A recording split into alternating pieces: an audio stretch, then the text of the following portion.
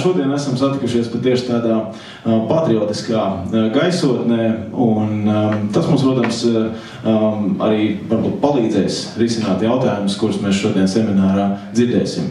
Mans vārds ir Patriks Grīva, esmu Ogres novada pašvaldības komunikators, un šodien palīdzēšu orientēties visā, ko mēs šodien sagaidām. Bet vispirms mums, protams, ir prieks, ka mēs varam baudīt brīnišķīgu mākslu, un vispirms paklausīsimies priekšnesumu šī semināra ievadā. Es aicinu mūziķus Marijusu Grenci un Elīnu Krastiņu.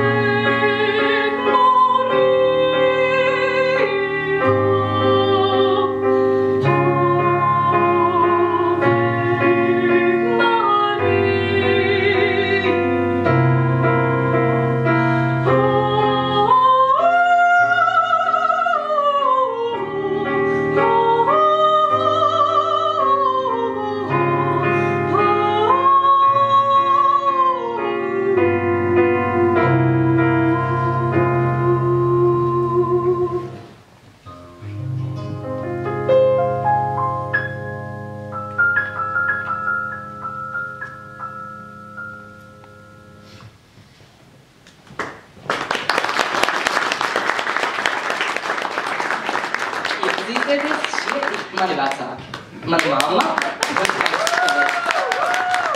Un es esmu ļoti priecīgs, ka viņi man vienmēr palīdz un vienmēr mani atbalsta. Bet tagad, ja pa nopietno, tad mēs ar māmu šobrīd tūlīt izpildīsim mūsu oriģinālu dziesmu Pasaule mana tu pēc mazas tehniskas pauzītes. Labrīt, mani sauc mamma. Bet arī, ja pavisam nopietni, tad mēs ļoti priecājamies šorīt būt šeit pie jums. Un tādā Latvijas svētku noskaņā domājam gan par brīvības cīnītājiem, gan arī par vērtībām, kas mūsu gadījumā ir ģimene. Un par tiem kopā būšanas brīžiem mūzikā skanēs patiešām mūsu oriģināla dziesma, izvēlēta mūsu valsts valodā.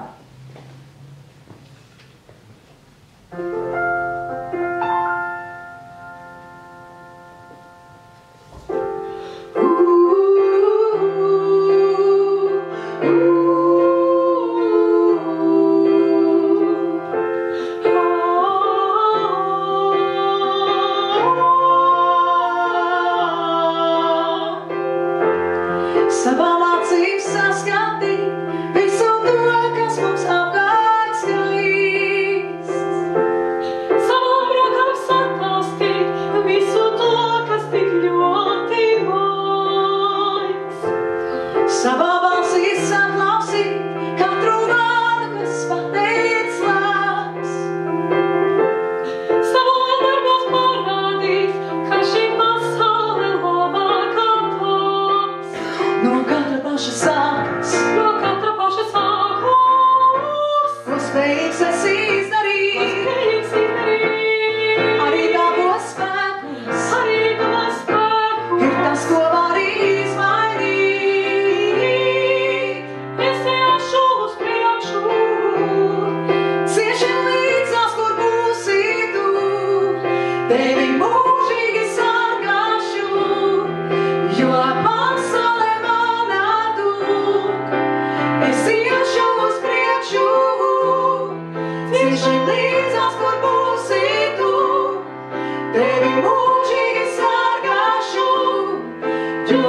pasaule mana, tu.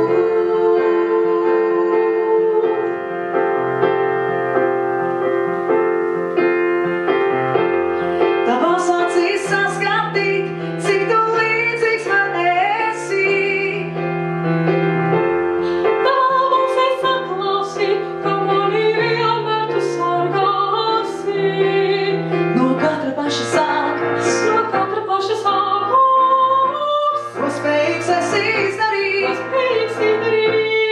arī tavos spēkos, ir tas, ko var izmainīt. Es iešu uz priekšu, Cieši līdzās, kur būsi tu, tevi mūžīgi sargāšu, jo pasaule mana tu.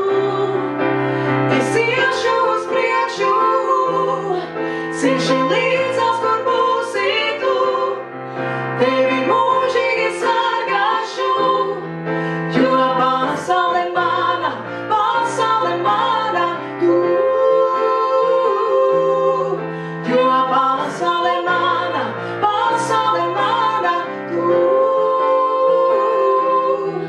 Jo pasaule mana tu.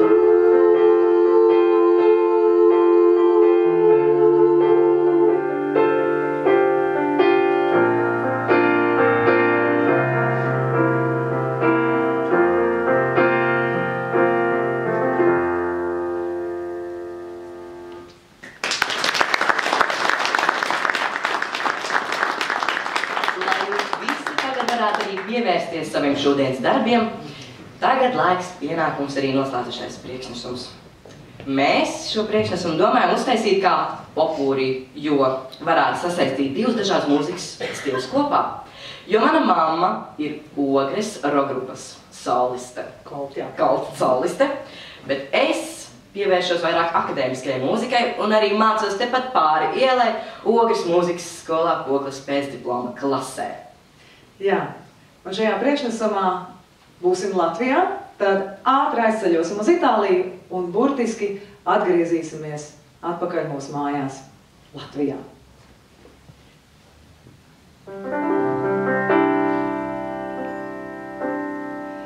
Es uzaugu zaļā pļaviņā, staltu ozoliņu vidiņā.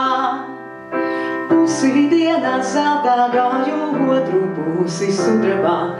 Es uzaugu pilnībā, tik nīstā, divu pīkes aiztecēja, divu salītes norietēju, divu mūžīņus es garīju laimītī, sirsniņā, divu mūžīņus es garīju laimītī, sirsniņā, ilgoto un meklēto. La la la la la la la la la la la la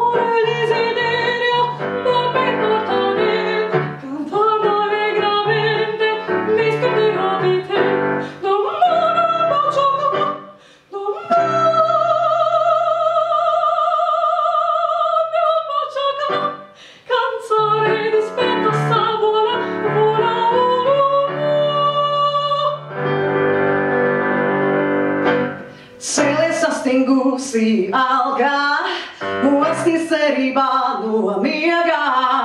Ūdie pale vīvas pelnī, tīries apviņā no sārņījām, raisīs apziņā no varas.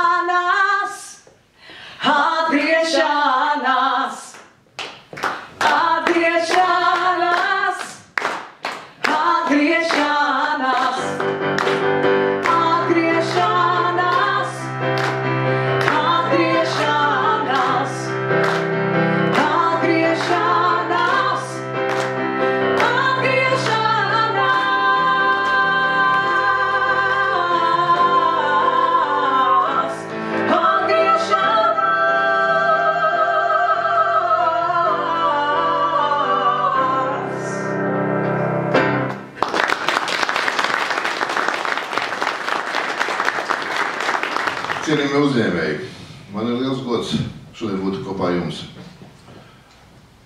Mēs atklājām mūsu pasākumu tieši patriotiskā nedēļā. Un domājot par mūsu senčiem, domājot par brīvības cīnītājiem, un labākais, kas var būt viņu piemiņai, ka mēs veicam darbus, domājot par nākošām paudzēm. Un uzņēmēji, jūs esat kodols, Latvijas kodols. Uzņēmēja darbība man asociējas ar vārdiem uzņemšanās atbildību. Ne tikai mēs varam runāt par skaidriem vārdiem par Latviju, bet jūs uzņematies atbildību par sevi, par savu ģimeni un par saviem strādājušiem, kas ir pie jums strādā. Un tas ir būtiski. Mums Latvijā nav daudz cilvēku, kas var uzņemties atbildību. Mēs skatāmies televīzijas raidījumus, kuros politiķi stāst, bet tam nevar jau vairāk noticēt. Jūs esat tie, kas veido Latviju. Mēs, Ogrē, to saprotam, cienam jūs un mēģinām jums palīdzēt. Es nedaudz pačukstēšu šajā svētku nedēļā vēl. Nav oficiāli ziņa, bet jūs kā uzņēmējiem jums jāuzina pirmajiem. Ogrē atnāk investors, kas 4 gadu laikā uzņēmumā ieguldīs 80 miljoni un veidos 250 darba vietas. Daudz pilsētas to nevarēja, bet Ogre viņiem izskatījās pietiekoši simpātiski ar meža tehnikumu, ar to, kas šeit notiek blakus, ar to cilvēku daudzumu, kas šeit ir un Rīgas tūmu. Tā kā mēs lēnām augam. Pat ne lēnām, bet diezgan ātri. Es jums novēlu šajā nedēļā, šajā pasākumos iepazīt vienam otru, mācamies kooperēties, mācamies sadarboties, un tad arī mēs būsim daudz stiprāki. Noliekot nost kaut kādus mazos kašķus un strīdus uz kādu kopējo lielāku mērķi. Un ja mēs to mērķi ieraudzīsim, mēs viņu arī sasniegsim. Paldies visiem un vēlreiz. Labrīt visiem! Paldies par aicinājumu. Patiesas prieks būt Ogrē. Kā dzirdējām, daudz lietu notiek, daudz jaunumu, kas vēl nav publicēti, kas šajā telpā. Man liekas, tas lieliski. Pilsēta attīstās. Man liekas, ar lieliskām perspektīvām arī tālāk gan lielajiem, gan arī mazajiem uzņēmumiem. Šodien gandrīz kā jaunais darbinieks jūsu priekšā, tā kā centīšos izdarīt labāko iespējamo. Par atbalsta lietām mums ekonomikā jābūt ambicioziem arī ar saviem mērķiem. Mēs esam iepriekšējos,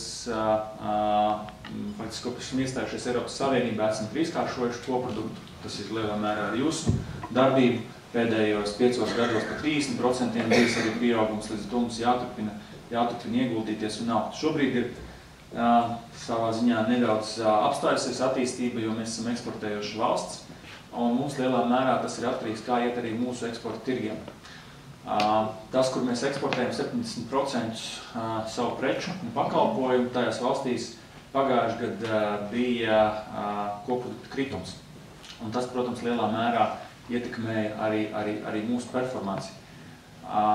Somija, Zviedrija, kopumā Skandināvija, un to mēs jūtam vēl šodien īpaši, piemēram, Igaunijā, kuriem vēl projām ir vēl lielāki mīnus. Tāpēc tas ir ļoti svarīgi turpināt ieguldīt jaunos tirgos un jaunos produktos priekš šiem jaunajiem tirgiem. Un pastāstīšu arī pie jauno tirgus arī apgūst. Runājot par investīcijām, tas, kas šogad ir ļoti labi gājis uz priekšu, sākot ar aizdevumu programmām, kas ir automā gan starta, gan NVO aizdevumi, kas ir līdz 250 līdz pat 5 miljoni, samazinot nodrošinājumu prasības līdz 25 000 aizdevumiem bez ķīles, līdz 550 komerci ķīla, tad ir atvieglotiem nosacījumiem un jūtam, ka kopumā Latvijā reģionos ļoti aktīvi šo ir sākuši izmantot. un tam noteikti arī būs rezultāti. Nākošā programma ir tāds komplektiņš vairāk, tā ir gan biznesa inkubācija vairākos posmos, gan arī ārējā tirgus apguve. Un tad visu pēc kārtas, ja mēs runājam par inkubāciju, tad tas arī dalās vairākos posmos.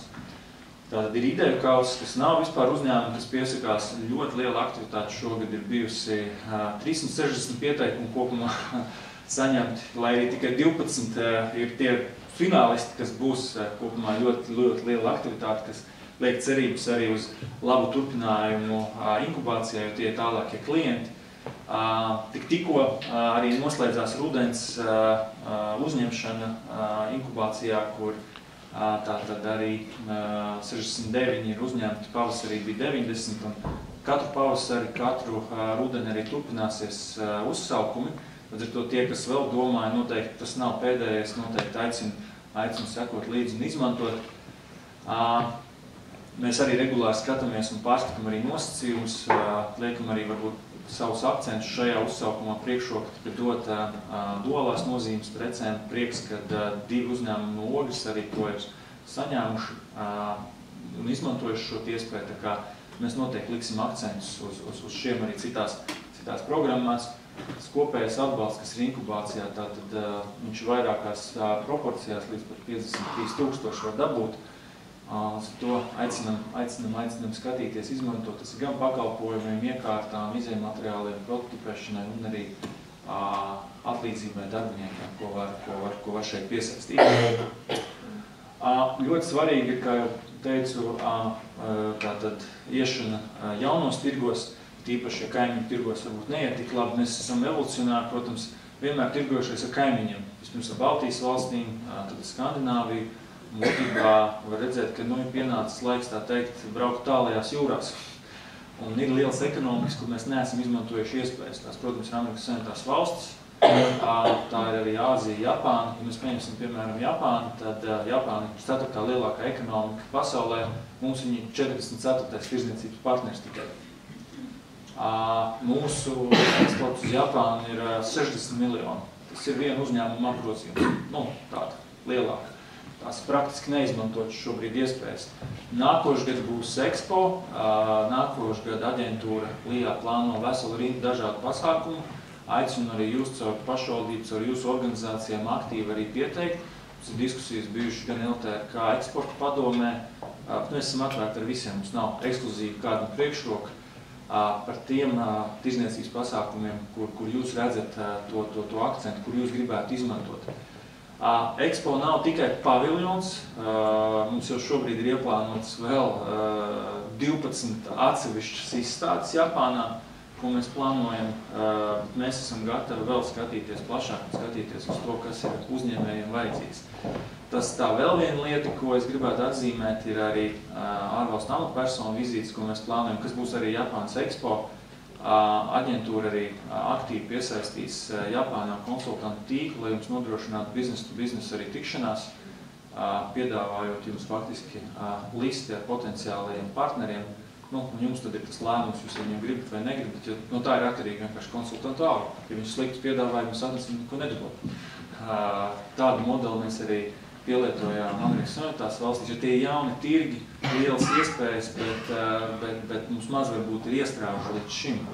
Un, lai jūs iedrošinātu, piemēram, bija vizīte San Francisco, tā izkārtne varbūt ir IT, visi domā, Google, IT, Meta, bet mums līdz braucam Grindex, Olfa, Rīgas krēslu fabrika. Viņiem visiem bija business to business San Francisco. Kalifornija arī pat par sevi ir milzīga ekonomika. Līdz to skatieties, nospraužat savu mērķus un aicināt aģentūrā aktīvi pieteikties un izmantot to. Jo, kā reiz, šis ir ļoti labs laiks, gada noslēgums, tiek likti visi plāni uz nākošo gadu. Tā teikt, īstais brīdis, lai pieteiktu to, kas jums ir svarīgi. Šis ir arī aģentūras ārvalstu pārstāvniecību tīkls. Un, kā jau tika pieminēts, es arī pamainīju nedaudz amatus. Viens no maniem uzdevumiem aģentūrā bija veikt reorganizāciju, tāds nepatīkamā daļa. To vienkārši kādam bija jāizdara. Reorganizācija bija 4 gadus, es 4 mēnešos apstiprināju jauno struktūru. Un tas, ko mēs izdarījām, ir salikām vienā faktiski blokā, vienā departamentā gan ārvalstu pārstāvniecības, gan Lijā reģionālās pārstāvniecības un Rīgā atbildīgos cilvēkus par eksportu. Tas nozīmē to, ka būtu šai struktūrai daudz ciešāk jāstrādā arī ar jūsu vajadzību, jo šobrīd tās bija nedaudz kā vientuļas salas. Protams, mēs cēlām arī savu efektivitāti. Mēs esam kļuvuši arī konkurētspējīgāki, proti pats Lijā, ja pieteiktos savās uzņēmējdarbības atbalsta programmās, nemaz nekvalificētos, piemēram, kapitāla atlaides programmā dēļ algu līmeņa. Tur 1,3 koeficients algām mēs izkristu. Tas, ko mēs izdarījām, mēs pret valsts budžeta finansētajām amatu vietām samazinājām tās par 20%, samazinājām vadītāju priekšnieku skaitu, vairāk darītāju no 17 uz 9. Līdz ar to būs patstāvīgāks personāls. Man ir bijuši daudz kuriozi ar uzņēmējiem, kad Lijā personāls prasa uzņēmēju vai nevar atsūtīt materiālu, un tad atsūta tas uzņēmējs apakaļ, saka, šito Lijā iepriekšējais darbinieks atsūtīja. Katrs trešais bija rotācijā, aģentūra iepriekš zaudēja 30% katru gadu. Es ticu, ka arī jums nav bijis viegli, bet arī mēs nevarējām piedāvāt jums kvalitatīvu servisu. Un tas bija darbinieku līmenis, kas tieši mainījās. Līdz to saliekot gan koncentrētākā struktūrā tieši, lai varētu vairāk strādāt ar jums, kad ārvalstu un Latvijas pārstāvniecības ir daudz ciešāk, tas noteikti labāks priekšnoteikums, lai arī aktīvāk, es tikko jums stāstīju par visām vizītēm, visiem eksporta pasākumiem, lai varētu arī labāk novadīt. Būs arī jaunums, Ogres pārstāvniecība, citas starpā būs arī Rīgas reģiona galvenā pārstāvniecība. Mēs nedaudz pamainīsim arī pieeju. Ogre vienkārši ļoti laba pilsēta, tāpēc arī Ogre mēs esam ielikuši kā galveno Rīgas reģiona pārstāvniecību. Jo mēs arī, lai lielāku jaudu, tātad Ogres pārstāvniecībai, kā Rīgas reģiona, vajadzēs, piemēram, arī pieteikt, ja brauks valsts prezidents uz vizīti Japānā 20. maijā, cits starpā ir plānots, tad viņa uzdevums būs, kas tad ir tas no nozarēm, no vajadzībām šeit, ko jūs gribat pieteikt. Vienkārši izmantojat to un darat. Un tā kā viņi būs visi kopā, nebūs vairs atsevišķi, tad arī es diezgan droši, ka sarkanajā punktā uz salas labajā pusē arī nonāks viss jūsu vēlams. Bet pie dažām citām vēl lietām, tas, kas ir vēl tāds diezgan aktīvs atbalsts, ko izmanto komersanti, protams, viss tur, kur parādās granti, un ir vēl 2 programmas, ko es gribētu pieminēt, tā ir digitalizācija, gan mēs viņus saucam pa lielo, pa mazāku. Lielākas ir altuma, šī kapitāla atlaide 35%, bet līdz 200 000, kuri projekti arī no 100 līdz 5 miljoni. Viņai bija pauze vasarā, bija ļoti liela uzņēmēju interese, vienkārši viņai beidzās finansējums, tā bija problēma. Tagad ir atjaunots atkal uzsaukumi, viņi turpinās. Un tas, kas ir svarīgi, tas nav tikai mājaslapas, ko tur var attiecināt. Daudz izlases digitalizācijas, domāju, tas ir kaut kāds IT gadgets tikai, bet tā nav. Tur ir attiecināts iekārtas, ko var darbināt un citas līdz zināmai robežai, protams, bet es aicinu arī iepazīt, skatīties šo, tas, respektīvi, var daudz vairāk izdarīt, nekā tikai uztaisīt mājaslapu. Ir šī te, kas ir līdz 35%, kur ir grants, un ir, ja mēs par mazajiem uzņēmumiem runājam, kas ir diezgan arī populāra, ir šī mazā digitalizācija līdz 10 000, 9999, kas ir 100% atbalsts. Nav līdzfinansējumi vispār. Un arī līdzīga pieeja, ko var izmantot tieši mazie uzņēmumi. Un tad ir no līdz 100 000, kas būs 30 līdz 50% attiecīgi mazais vidējais lielais, 3, 40, 50 jānodrošina būs arī savs līdzfinansējums. Tā kā tas ir arī tas, kas ir diezgan populārs, un vienkārši tas, ko es gribu pievērst uzmanību, tas nav, respektīvi, tikai mājaslapas, var arī dažādas ierīces, iekārtas attiecināt, tas, protams, ir komplektā. To nekādā gadījumā nevis atsevišķi, bet komplektā vajag. Un jauna aktivitāte vēl nav izsludināta, plānojam janvārī vērt vaļā. Vēl viena grantu programma, kas būs arī aizdevums ar, mēs tā gudri viņu esam tur nosaukuši, aizdevums ar kapitāla atlaidi, bet vienkārši sakot, tas ir grants arī līdz 30% un līdz 1,5 miljonam projektiem no 300 000 līdz 5 miljoni, kur tātad galvenie nosacījumi būs 250,000 grants uz vienu jauno darba vietu, 250,000 ieguldījumu pētniecībā attīstībā un vismaz 6 darba vietas. Un kas darbosies līdzīgi, iepriekš bija tāda programma lielajiem uzņēmumiem, mazajiem, vidējiem lielajiem, kas varbūt ir dzirdēts tā saucamā 10+ miljonu programma, proti bija starta slieksnis 10 miljonu projekti līdz 10 miljonu grantam, bet mēs redzējām diezgan lielu pieprasījumu arī no tiem pašiem varbūt vidējiem un arī mazajiem uzņēmumiem, kas arī gribēja startēt. Tad šis ir tieši tas, kas ir nākošajam tā kā klientu lokam arī veidots. Šie noteikumi arī pašā finiša taisnē ielikti un ļoti gribētos drīz to darbu finišēt, lai mēs janvārī varētu atvērt atlasi. Tas, kas ir vēl svarīgi, investīcijas, šeit vienas investīcijas negrozāmie līdzekļi, investīcijas ir gan pamatlīdzekļos, kas nav nekas neparasts, bet ir attiecināts arī jaunas darba vietas, 2 gadu algas ieguldījums arī tiks uzskatīts kā investīcija. Tas ir līdzīgs princips, kā, ja kāds ir mēģinājis izmantot speciālās ekonomiskajās zonās, nodokļu atlaid, šeit tas pats līdzīgi, tikai caur granta veidu, kas ir pieejams. Līdz ar to finišēsim noteikti ar izstrādi, noteikti arī, tā teikt, publicēsim plašāk arī uzsaukumu informāciju, bet šis ir tas, līdzīgi kā priekšsēdētāja kungs teica, pa jaunumiem, kas nav publicēts, šis arī nav publicēts, vēl tas tikai vēl būs, tā kā gribējām jums pateikt pašu jaunāko. Un noslēgumā nedaudz ne par investīciju, ne par varbūt tādu tiešu atbalstu, bet par to, kas vēl notiek, tāda tiek aktualizēta arī tā saucamais zaļais koridors. Iepriekš tas vairāk bija tāds, orientēts bija vairāk uz ārvalstu investīcijām, kaut kāds projekts nāk, kāds kaut ko grib varbūt šeit Latvijā ieguldīt, un tad mēs viņam pēc investīciju viņš izpildīja kritērijus valsts pārvaldēm šoreiz saņem 2 reizes ātrāk dažādas dokumentus, tie ir uzskaitīts, kas tas ir.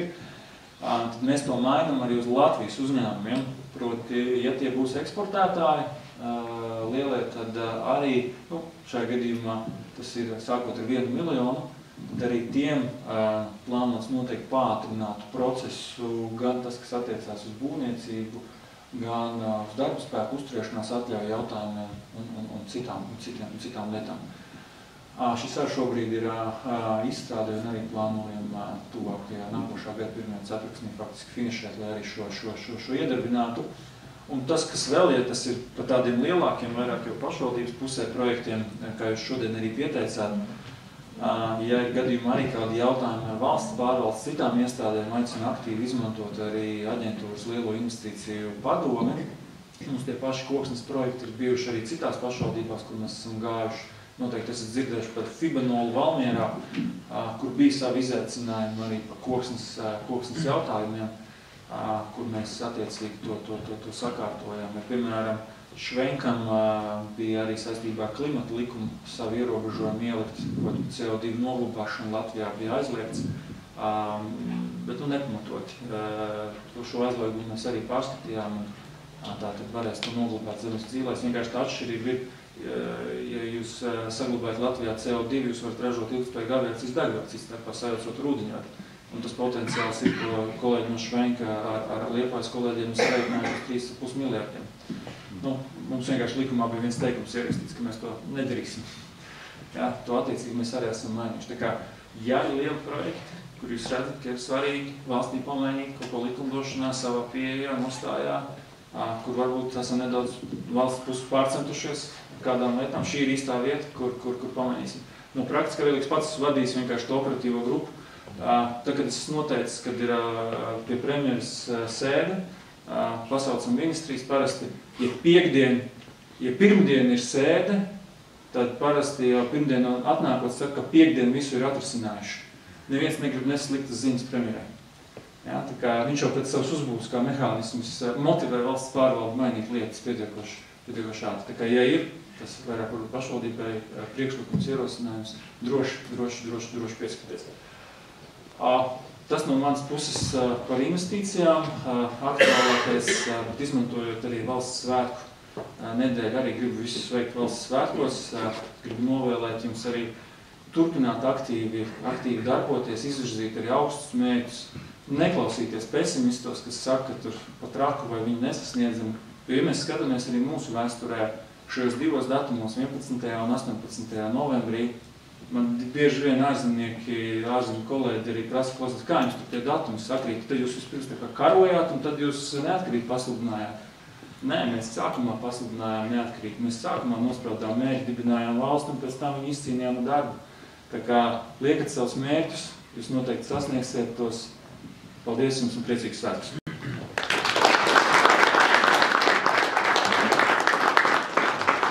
Paldies Raivim Brešņetam, un tagad ir tas brīdis, kad ir iespēja pajautāt kādu jautājumu. Vai par dzirdēto, varbūt kaut ko citu, tā kā, kas jums varētu interesēt. Mums ir dažas minūtes, mēs noteikti varam nelielāt maz diskusiju. Lūdzu, Sīvnika mums. Jā, labdien! Es gribēju, varbūt nevis Raivim uzdot jautājumu, bet mazliet nokomentēt gan to, ko viņš teica, gan arī to, kā pašvaldība līdzdarbojās visā. Tā kā pirmām kārtām paldies Raivim par foršo prezentāciju un informāciju par to, kas notiek valstī. Mēs noteikti Ogres novada pašvaldībā arī varam pakonsultēt un pastāstīt par visām atbalsta programmām, bet to, ko pašvaldība līdzfinansē, šobrīd arī ir LIA inkubātora birojas Ogres centrā Brīvības ielā, un tur ir ne tikai inkubators, bet tā ir kā vienas pieturas aģentūra, kur katrs uzņēmējs var uzzināt par visiem atbalstiem, gan automā, gan valsts finansējumiem. Tā kā to visu mēs varam iegūt tepat Ogrē. Un Raivis arī pats ir Ogres novadnieks, tā kā, jā. Vēl joprojām sakrītēs, visu var iegūt Ogrē. Visu var iegūt Ogrē, tā kā, jā, paldies Raivim, un jā, ja kādi jautājumi droši. Labdien, man sauc Ģirts, un es gribēju pajautāt, kāda ir pieteikšanās kārtība, piemēram, uz konsultāciju, tas, ko mēs šodien redzējām, bija tāds viss kopumā, bet noteikti ir jāapsēžās, jāparunā, kādi ir tie soļi, kādā secībā jāiet. Un, jā, kur un kā to var sakārtot uz konsultāciju? Jā, divas noteikti iespējas, ko uzreiz ieteikt, jo kas pieminēts, var aiziet uz inkubātoru, kur kopā ir Altuma arī cilvēks. Izstāstīs arī par visām programmām, varēs iziet arī cauri visiem nosacījumiem, kas, kā, kur, ko. Tas būtu tas pirmais, kas būtu jādara. Jā, vienkārši uz turieni doties. Ja kaut kas nestrādā, esmu vietējais, zvani, atradīsim, tā ir otrā iespēja. Citreiz vajag nedaudz iekustināt, pamotivēt kādus, lai ātrāk darbojās. Tā kā dodat ziņu. Labdien visiem, Igors Marnauskas no Veldaka, uzņēmējs no Ogres. Gribētu jums pajautāt, ja Altums atsaka projektam, pamatojot to, uzrakstot atbildē, kad jūsu uzņēmums neatbilst morālam, ir nedroši vai ir iespēja nedroši morālais uzņēmumu, teiksim, līmenis vai kā. Es nesaprotu, kā viņi to Altums novērtēja, bet ja cilvēkam atsaka, tas ir ļoti interesanti, kā viņi to vērtē. Par Līju ir tā, kad visi smuki runā, visi baigi forši, bet Līja ir tā, ja tu viens konsultants, tu var vienu konsultējies par projektu, visi kārtībā, vai kaut kas pamainās, atnāk cits konsultants, tad tev citam jau nedara. Tad jūs strādājat Līja kā viens organisms, vai viens uzņēmums, vai viena iestāde, vai tā, ka katrais konsultants ir atsevišķa persona un atsevišķi neatbalst, bet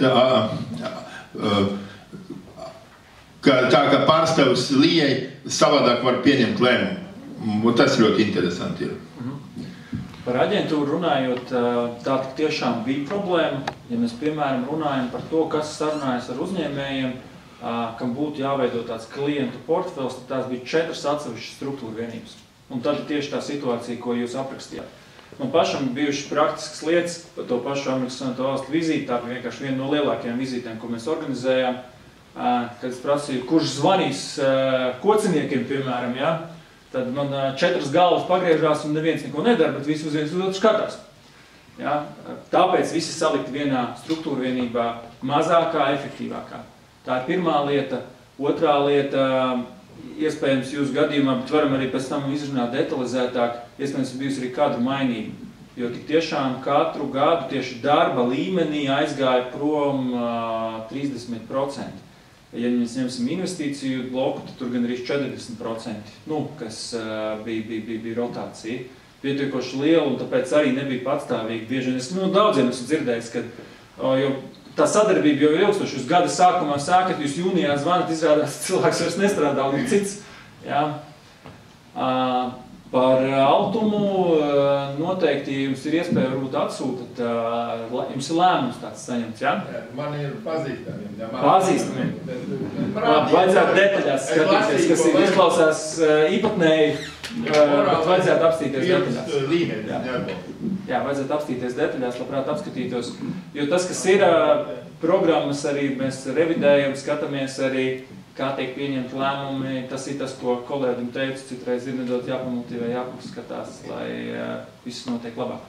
Es varu piekomentēt tieši par to pašu, ko Oļegs jālēkam bija. Viņš teica, ka reāli, es arī esmu to saskāries, mēs sazinamies ar vienu cilvēku un mums pēc tam nepiešķir nekādu projekta vadītāju. Katru reizi zvanot uz mistisko numuru, trāpi pie cita un atkal viss no jauna jāstāsta. Un ir tas faktors, ka ir sajūta, kad ir subjektīva lēmuma vai subjektīva tālāks novērtējums. Nevis objektīvs, bet trāpīja uz šo, viņš šitā to apskata sajūta, saredz, viņš trāpīja uz citu, un tas ir citādāk. Ar to es gribēju uzdot jautājumu, vai ir paredzēts, ka sastruktūrēs un veidos tāds portfeļus. Katrs darbinieks, viņam ir savs portfeļs, ar kuriem viņš strādā, un ienāk jauns klients, un tad izdala, kurā portfelī viņš trāpa. Tieši tāds ir arī mērķis, kāpēc ir nosacīt visi salikt vienā vietā, lai nav 4 atšķirīgi departamenti un struktūras. Kā jūs teicu, no 17 uz 9, jā, daudz mazāk struktūru, un līdz ar to nebūtu. Tam nevajadzētu atkārtoties.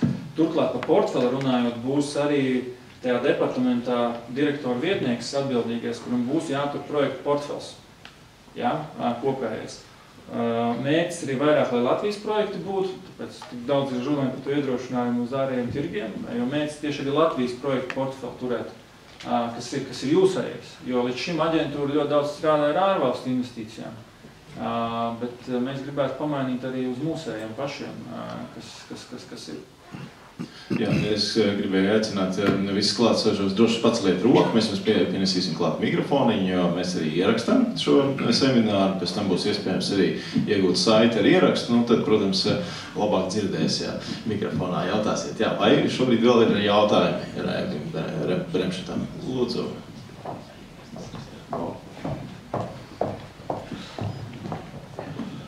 Labdien, Guntars Vempers, inženieri. Jautājums ir par šo atbalstu un konkurenci. Kādi ir likumdošanā citādi paredzēti ierobežojumi, ja es saņemu atbalstu, kas tāda ir faktiski subsīdijas, un darbojos tirgu, kur citi nesaņem šīs subsīdijas, jeb atbalstu? Vai ir noteikti kaut kādi ierobežojumi sagaidām, ja es būšu saņēmis tur, kā tur bija dažādas programmas? Jā, šis viss ir tā garlaicīgā parasti daļa, bet viņi ir klāt, proti viss ir atbilstoši Eiropas Savienības arī valsts atbalsta regulām, kas ir precīzi 651. regula, piemēram, ir par 30%, 40%, 50% un 60%, tad minimis regula būs, kas attiecīgi, kur jūs saņemat 100% atbalstu, līdz ar to tas viss ir atbilstoši Eiropas Savienības valsts atbalsta regulām. Un tas, protams, ar komisiju ir saskaņots, tas, kas ir šis atbalsta mehānismi. Ir dažādi veidi, kā var valsts atbalstu, var arī individuālās schēmas, dažādas vēl skaņot, bet šis ir atbilstoši valsts atbalsts, jā.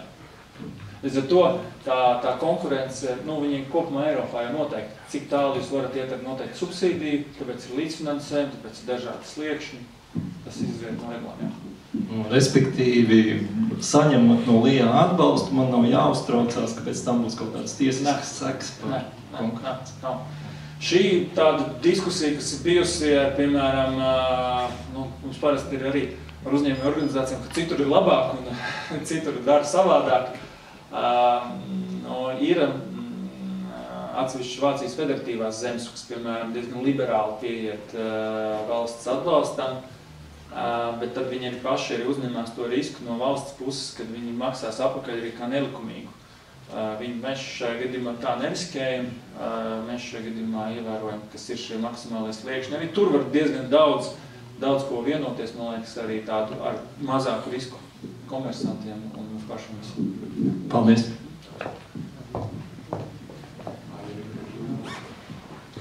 Labdien, es esmu Elīna Kudražānaka, un viens no uzņēmumiem, kur es pārstāvu, nodarbojas ar muitas brokeru un muitas noliktavas sniegtiem pakalpojumiem. Un tas, ko es no jums sadzirdēju, Lijā ļoti forši runā par eksporta tirgiem, tik maucam uz priekšu, bet reāli ikdienā tas, ko es saskaros un redzu, ka tiklīdz ir jāveic eksporta deklarācija, šobrīd ar visām sankcijām tiek salikts viss vienā maisā. Un eksporta deklarācija nereti sanāk formēt nedēļu vai pat vairāk, tikai kaut kādu birokrātisku iemeslu dēļ, kur deklarēšanas sistēmas programmā ir salikti algoritmi un automātiski izlaiž kaut kādi ierobežojumi, un tam brokerim ir jāsniedz reāli muļķīgas atbildes, kā rezultātā kavējās, un tas deklarants, kas ir valsts pusē, viņš kritiski neizvērtē, vai tas jautājums un ierobežojums ir pamatots. Un tad sanāk tā, mēs spiežam un veicinām eksportu, bet realitātei bremzējam, kavējam. Es domāju, mēs varētu apmainīties ar kontaktiem un iziesim šim cauri, jo līdz kamēr Siņiem to samats arī bija uzņēmums, un tad es pats arī dažādos projektos pieteicies, un tāpēc es arī tādu lielāko prieku kolēģiem, ka viņi pieliek jaunu ēdu, saka, jūs paši to gatavi esat aizpildīt. Jā, tā kā noteikti apskatīsimies, es jums iedošu savu kontaktu, pēc tam iziesim cauri. Paldies!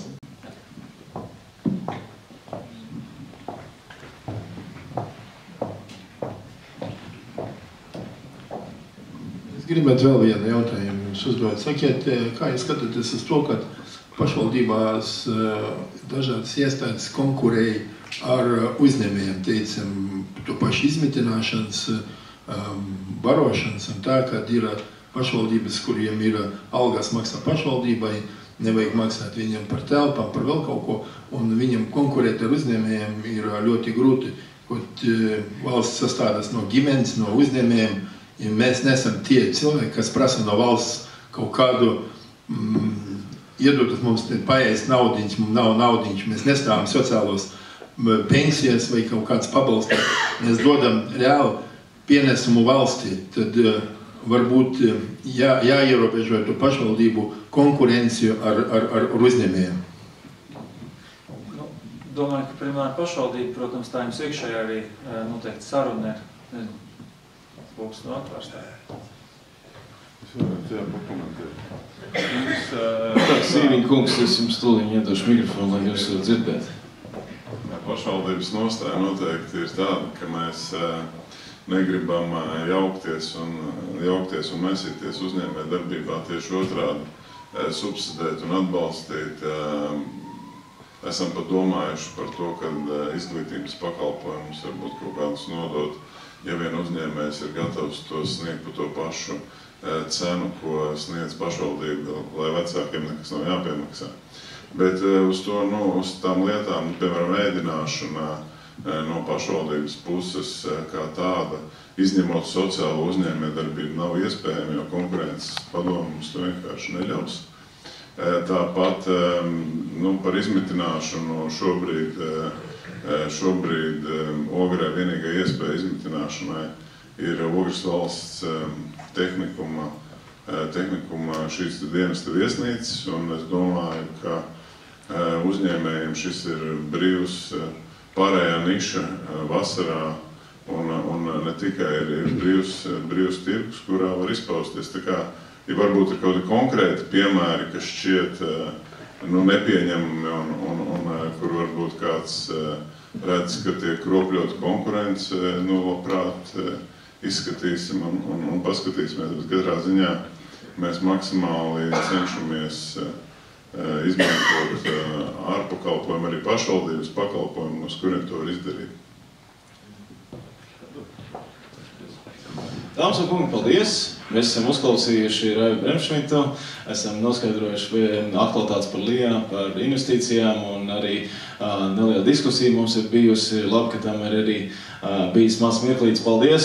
Sirsnīgs Raivim Bremšmitam, veiksmi darbos, un atcerieties, ka noteikti jūs varat arī kontaktēties ar Raivu un Liānu ekonomikas ministriju, atrodot visu internetā. Tāpat arī, ja ir vēlēšanās uzrunāt pašvaldību, tad ogresnovads.lv, tur ir visi kontakti arī, lai jūs ar pašvaldību varētu turpināt komunicēt. Paldies, Raivu! Es saprotu no jūsu kolēģiem, kas šo sanāksmes organizēja, ka ir zināms vērā satraukums pār patvērtņu jautājumiem. Tas varbūt jums nav zināms, tas ir kaut kas jauns, un tāpēc pamatā prezentācija par patvērtnēm, kas tas tāds ir, ko valsts plāno izdarīt un uz kuriem mēs ejam.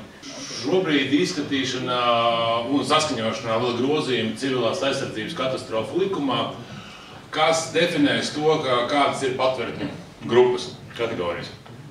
1., 2., 3. Tas, kas ir svarīgi uzsvērt, tad šis likums arī definēs, kuros gadījumos ir nepieciešams.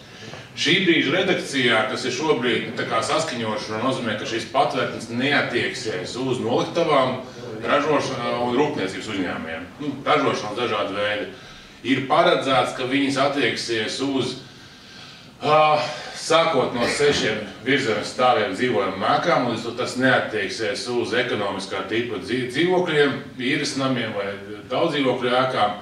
Tas neattieksies arī uz mazākiem veikaliem, tas attieksies uz veikaliem no 2500 kvadrātmetriem. Līdz to lielākā daļa 2X maksimas Lidliem tas nebūs. Tas būs tiešām uz lieliem tirdzniecības centriem. Šobrīd šāds ir plānotās regulējums. Otrs ir ļoti liela daļa, kur mēs runājam par otro kategorijas patvērtni. Tā būs paredzēta publiskajā apbūvē, tieši publiskajā apbūvē, kas ir ārstniecības izglītības iestādes. Protams, tās iestādes, kur pati valsts būvē, valsts vai pašvaldība. Pirmā kategorija darbojās uz speciāliem objektiem, tādi, kas ir kritiskās infrastruktūras objekti A un B grupu. Tas ir objekti, kas ir nepieciešami valsts darbības nodrošināšanai uzbrukuma gadījumā. Savukārt trešā kategorija, tas ir parasts pagrabs uz būtības, kurš ir attīrīts no dažāda veida laika gaitā uzkrājušām lietām, un turpat nebūs tehniskās prasības, tur būs vūgd norādījumi par to, kā sagatavot šādu te patvērumu vietu. Kā es teicu, tad 1., 2. tas ir gadījums, kad ir jābūvē, 3. tiek veidot, un arī tur, kur es runāšu par būvnormatīvu, tad būvnormatīvu prasības uz 3. grupu neattieksies. Tur būs vispārīgi norādījumi, kā būs šī vieta būtu jāiekārto, kas ar viņu būtu darāms. Tas, kas ir pamatā un vissvarīgākais, kas ir pie būvnormatīva, būvnormatīvs nepārdefinēs tos gadījumus, kad ir vajadzīga vai nevajadzīga patvērtne. To noteiks likums. Tas, uz ko būvnormatīvs vairāk vērsies uzmanību, ir uz šīm tehniskajām prasībām. Pamatā uz 2. grupu šobrīd ir saskaņošanā būvnormatīvs līdz 20. novembrim ir izsūtīts visām institūcijām un nevalstiskajām organizācijām izteikt savu viedokli, bet pamatā vislielākās prasības, protams, ir 1. kategorijā, kur mēs runājam par lielāku aizsardzību, gan biezākām sienām, uz 2. grupu, kas varētu būt lielākiem veikaliem, būs tikai prasības sienām. Ārējām norobežošanām konstrukcijām. Papildus ir speciāli ielikts tas, kas šobrīd nekur citur nav, kad vienai tai pašai telpai var būt 2 un vairāk lietošanas veidi. Ko tas nozīmē? Tas nozīmē to, ka kamēr šī patvērtne faktiski nav nepieciešama, viņu var izmantot, nezinu, kā sporta zāli, viņu var izmantot kā vienkārši noliktavu, un nebūs tā, ka šī patvērtne faktiski stāvēs tikai tukšu un varēs izmantot tikai vienīgi vienam mērķim. Kā es teicu, tad 3. ir tās kategorijas patvērtnes, kuru VUKS ir izdevis šobrīd vadlīnijas, kā viņas ir jāveido, kā viņas ir jāpielāgo, kādos gadījumos viņas būtu jāmarķē. Bet pamatā šie ir visi tie jautājumi. Ņemot vērā to, zinām, vairākos sižetos pašvaldības ir uzstājušas uz to, ka šobrīd šis patvērtnes nevar būvēt, bet ļoti gribētu, tad nē. Šobrīd šis patvērtnes, ja pašvaldība vēlētos, pat ja nav būvnormatīva, viņas jau var būvēt, regulējums neaizliedz, un gribētu ieskicēt to, ka būvnormatīvs nosaka minimālās prasības. Vienalga, vai tas ir patvērtņu būvnormatīvs, vai tas ir 200. būvnormatīvs, kas regulē vispārīgās būtiskās prasības būvē, tās visas prasības ir minimālās. Es to jebkurā gadījumā, ja jūs kaut kādu objektu attīstat, Jūs vienmēr varat izdarīt vairāk, bet ne mazāk kā būvnormatīvs nosaka. Vienkārši tie ir bijuši tie gadījumi, kurus mums ir nākuši projektētāji, prasījuši, kā to labāk būtu darīt. Jā, un es zinu, ka jūs bija citi jautājumi, un kolēģis bija nodevis līdz to droši. Kas jums ir par šo, jo šis tāda vairāk tehnisks jautājums. Sakiet, būvējot lauku māju, obligāti jādomā pagrab būvēt zem mājas vai var atsevišķi kaut kur uz laukuma uzberumu uztaisīt? Jūs varat mierīgi. Skatoties uz to, kad, ja tiesim, ir augsti gruntūdeņi. Jūs jebkurā gadījumā pie augstiem gruntūdeņiem tomēr būtu jāskatās, kā jūs veidā aizsargāsiet konstrukcijas. Bet jūsu lauku īpašumā, ja no pašvaldība apbūves noteikumos nav īpaši ietvērusi kaut kādu ierobežojumu, jūs varat mierīgi šobrīd būvēt milzīgākos sakņu pagrabus. Ar metru biezām sienām regulējums, tehniskais regulējums jums neatšķiras.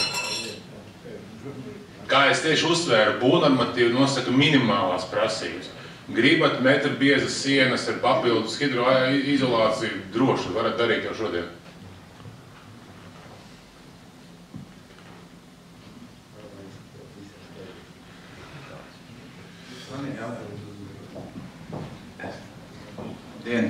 Man ir jautājums, kāpēc tieši uz 5-stāvīgām mājām attiec šis... 6-stāvīgām. 6-stāvīgām, kāpēc nav 3-stāvīgas vai 4-stāvīgas? Tāpēc, kad lai nesamazinātu ekonomiskās klases dzīvokļu pieejamību, un pamatā tur, kur mēs redzam, kā projekta ēkas, tāda lielākā daļa mums ir 5 stāvu un paralēli nāk arī tehniskais stāvs, kas ir bieži vien kā 6. stāvs. Tāpēc, lai šo segmentu viņš turpinātos attīstīties un viņu pārlieku neapgrūtinātu ar prasībām un nodrošinātu to, ka mums tā dzīvokļa pieejamība ir, jā, tāpēc ir šī prasība no sākot ar 6. stāvu. Nu, tā ir izšķiršanās jautājums.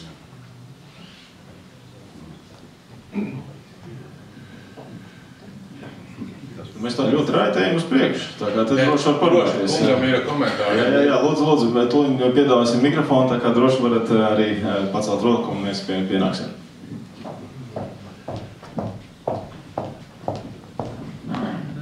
Patiesībā, modrs, Sijai Grandī, patiesībā mēs dzirdējām tikko kā viens solis priekš 2 atpakaļ. Ir milzīgi ciemati ar 5-stāvīgām ēkām, kur viņi var sēdēt vienkārši pagrabā. Un es uzskatu, tas ir gājiens atkal tāds, nu jā, pašvaldība var izlemt paši vēl kaut kas. Pirmkārt, pašvaldībai būs jātērē papildus naudu pēc paša iniciatīvas, kurā pašvaldībā tas notiks, sakiet, varbūt brīvas 2 domas, kurā pašvaldībā notiks tas, ka mēs labprāt gribam tērēt vairāk naudas. Nu tāpat vien, nenotiks, tātad nebūs. Un, nu labi, ar celtniecību es esmu saistīts tieši. Puses no tā, ko es daru, ir saistīts ar celtniecību. Un tātad ir milzīgi ciemata 5-stāvīgām ēkām, varbūt ne tieši Ogrē, bet Latvijā, kur nebūs nekas. Būs aizkrauti pagrabi un nekas vairāk. Atbildot uz jūsu jautājumu, es iespējams neskaidri izteicos, vai jūs nesadzirdējāt, bet ir paredzēts, ka šīs 2. kategorijas patvērums būs pie publiskās apbūves, izglītības ārstniecības iestādēm, kā obligāta prasība būvējot jaunas. Jebkurā gadījumā, varbūt tie, kas ar būvniecību nestrādā. Pat ja šobrīd šis regulējums būtu jau spēkā stājies, mums tuvākā, jaunākā patvērtne, kuru varētu būt nodota eksploatācijā, visticamāk būs pēc 5-8 gadiem. Tas veids, kā mēs šobrīd redzam, kā regulējums faktiski dzīvē strādā, ka izmaiņas no mirkli, kad būvnormatīvā kaut kas pamainās, ārējā pilsētvidē jūs šīs izmaiņas redzat tikai pēc 5 gadiem. Protams, var ātrāk 3 gadi, 4 gadi, bet tā, ka viņas ir pamanāmas, ir 5 gadi. Kāpēc tā? Tāpēc, ka pirmkārtām, kamēr tas tiek iestrādāts projektā, tas paiet kāds laiks, kamēr šis projekts tiek saskaņots, kamēr šis projekts ir uzsākti būdari, pabeigti, būdari nodot eksploatācijā, līdz to lielāku objektu parādās ar ciklu 5 gadi. To mēs redzējuši gan pie vidas pieejamības prasībām, gan pie ugunsdrošības prasībām, kas ir mainīts. Viņas fiziski dabā parādās ar nobīdi 5 gadi. Tas nav kaut kāds risinājums, kas vienmēr ir ātrs. Varbūt tie, kas, zinot, ka kungs strādā būvnormatīvi, noteikti vairāk, bet jūs ne, lielākā daļa iespējams ne. Tātad būvnormatīvi, pat ja būvnormatīvos izmainās kaut kādas prasības, pieņemsim rītdien, tiek paredzēt kaut kāda jauna prasība, jums savā būvē nekas nav jāmaina. Viņas var 3 reizes nomainīties, uz jums viņi neatiecās. Uz jums sāk iedarboties būvnormatīvi tikai tajā mirklī, kad jūs izdomājat pārbūvēt vai atjaunot savu esošo ēku. Un tikai uz to daļu, uz kuru jūs atjaunojat. Un šeit tā principiāla atšķirība, kā darbojās būvnormatīvi. Savukārt, pieņemsim, ja mēs šādā pašā veidā darbojas ugunsdrošības būvnormatīvs. Savukārt ir ministrs karburēt noteikumi par ugunsdrošību, kuriem ir tūlītēja iedarbība. Ja viņos ieliek, ka jums vajag dūmu detektoru, tad mirklī, kad šī norma stājās spēkā, viņam ir jābūt. Gribat jūs to, negribat, bijāt plānojuši, nezinu, interjeru projektu, nebijāt plānojuši, mirklī, kad šī norma stājās spēkā, viņam jābūt. Un tā ir tā būtiskākā atšķirība, kā darbojās būvnormatīvi un kā darbojās citi ministru kabineta noteikumi. Jebkurā gadījumā, ja jums ir praksē par šo neskaidrības, droši zvanat. Mums, protams, nav tā kā Lijā tāds īpaši atbalsta dienas, bet mēs, gan es, gan mani kolēģi uz visiem jautājumiem cenšamies atbildēt gan jums, gan jūsu pārstāvjiem, pieņemsim arhitektiem, projektētājiem, un cenšamies arī atrisināt kādas konflikta situācijas.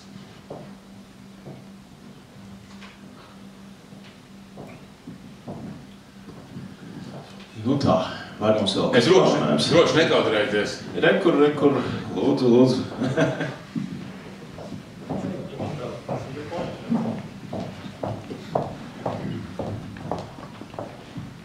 Labdien vēlreiz. Tātad būvniecības likums šobrīd mums ir spēkā 10 gadu, viņam aprit jaunai versijai iepriekšējā bija no 96. gada, tad pēc 13. gada traģēdijas pieņēma jaunu būvniecības likumu. Par šiem 10 gadiem būvniecības likumā mums ir veikts apmēram 12 vai 13 izmaiņas. Tātad izmaiņas vairāk nekā gadi. Tas pats arī vispārīgos būvnoteikumos. Arī izmaiņas ir vairāk nekā gadi šīm te vispārīgiem būvnoteikumiem. Un paskatīsimies, cik minskaba noteikums arī saistībā ar būvniecību. Arī ļoti bieži tiek veikts izmaiņas. Es nerunāju patvērsmēm, tas ir atsevišķi, jā, bet priekšlikums ir, ka šīs izmaiņas varbūt var apkopot un neveikt vienreiz gadā, 2 reizes gadā, bet reizi 5 gados. Un līdzīgi kā to dara ar starptautiskiem standartiem arī, kuriem ir noteikts tātad reizi 5 gados ir izmaiņas. Bet visi zina, ka būs tad izmaiņas, bet līdz tam visi tā dzīvo bez šīm izmaiņām. Es jums varu atbildēt jā un nē.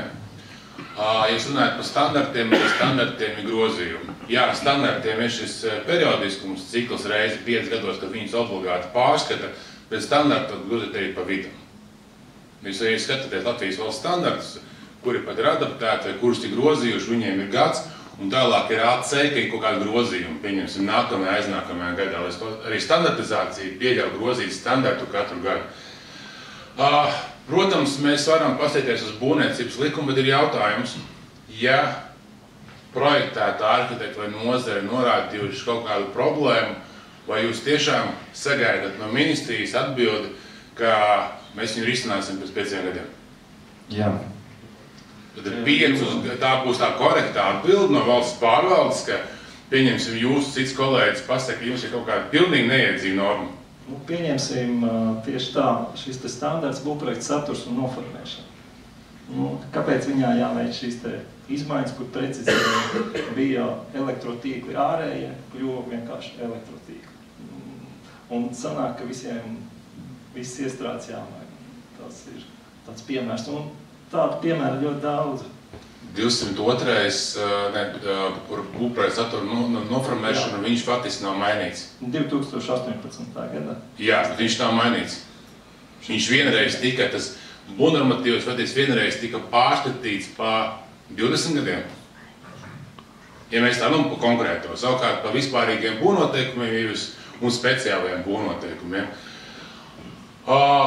No 14. gada katru gadu ir bijuši tematiskie grozījumi, un tā kā pamatā grozot vienu būvnoteikumu, viņi ir savstarpēji saistīti, neizbēgam, ka jāgroza ir uzreiz visi. Līdz to pieņemsim grozot ēku būvnoteikumu par kaut kādu procesuālo kārtību, kas vienkāršoja.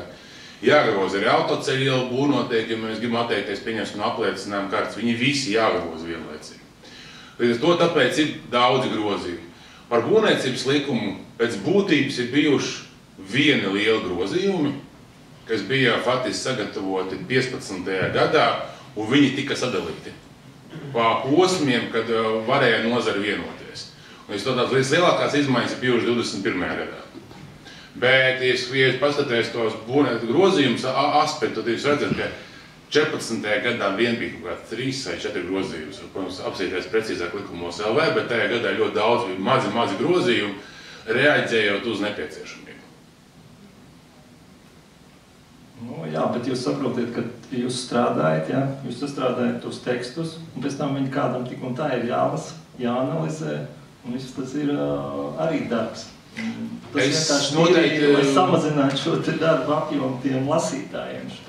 Es noteikti nodošu, pieņemu zināšanai, bet es ļoti šaubos, vai virkne nevalstiskās organizācijas, kā pieņemsim Marketas savienība, Būvniecības savienība, Latvijas siltumenerģijas, Gāzes inženieru savienība, gribēs pāriet uz šādu ciklu. Labi, paldies. Es pieņemu zināšanai jūsu viedokli, bet ir lietas, kas manā uztverē jārisina, ir pēc iespējas ātrāk, ja viņas nestrādā. Labdien! Jautājums par ļoti jauko BIS sistēmu. Es saskāros ar to, man vajadzēja reāli kaut kādu mēnesi, lai es tur vispār saprastu, kas tur ir jādara un kas tur ir jāpild. Un tas ir murgs. Un, diemžēl, kārtējais izstrādājums, kas valsts līmenī ir uztaisīts diezgan murgaini, man jāsaka. Vai tad tiešām nevar kādreiz kaut ko normāli uztaisīt? Ziniet, man šeit jums domas ar nozari dalīsies. Tāpēc, ka... Paprasiet apkārtēji.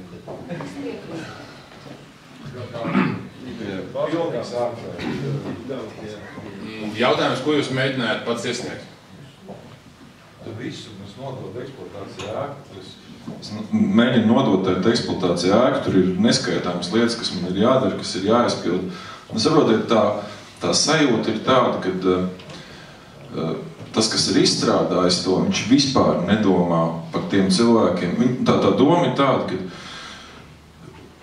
man ir 10 darbinieki, kas to varētu sēdēt un darīt. Saprotiet, nav tā. Es esmu viens uzņēmējs, man ir 2 vai 3 darbinieki, un man ir jāalgo papildus kaut kādu konsultanti.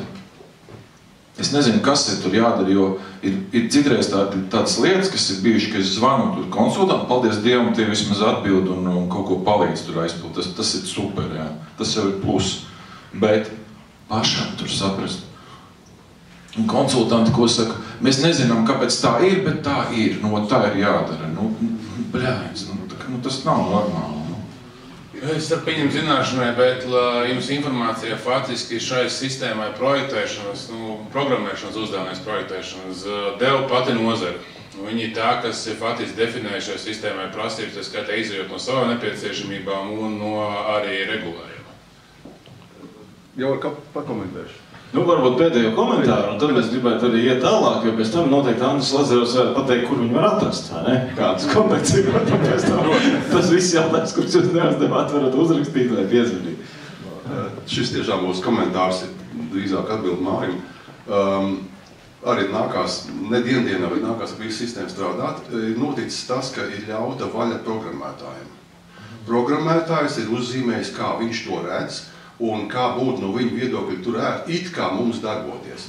Tas vienkārši komentārs, kāpēc es to zinu, tāpēc, ka man ir bijis tieši tāds pats sakars, izstrādājot savā laikā eksploatācijas programmu, CSD, piedaloties nestrādājot. Tad tur bija tieši tā pati cīņa. Lietotājs, ko redz ekrānā un kā viņam būtu labāk, tas, kurš ir eksploatētājs un programmētājs. Tā ir ļoti liela māksla, patiesībā, un liela nelaime, jo mēs katrs domājam savādāk. Saskarsieties, pamanīsiet. Es piekrītu par to, ka... Ir ļoti grūti saprast, un ir jāzina, kur meklēt, lai to izdarītu. Ja to dara dienā, ir forši. Ja to dara savai mājai, tas ir ārprāts. Es jums varu piekrist, ka šī sistēma varēja būt draudzīgāka. Par to nav šaubu. Noteikti vienmēr var uzlabot. Bet tas, ka viņi 20. gadā palaida, izglābēja gan mūsu projektēšanu, gan arī izglāba arī normālo būvniecības procesu, ka nebija visur jāskrien Covid laikā ar papīriem. Ja?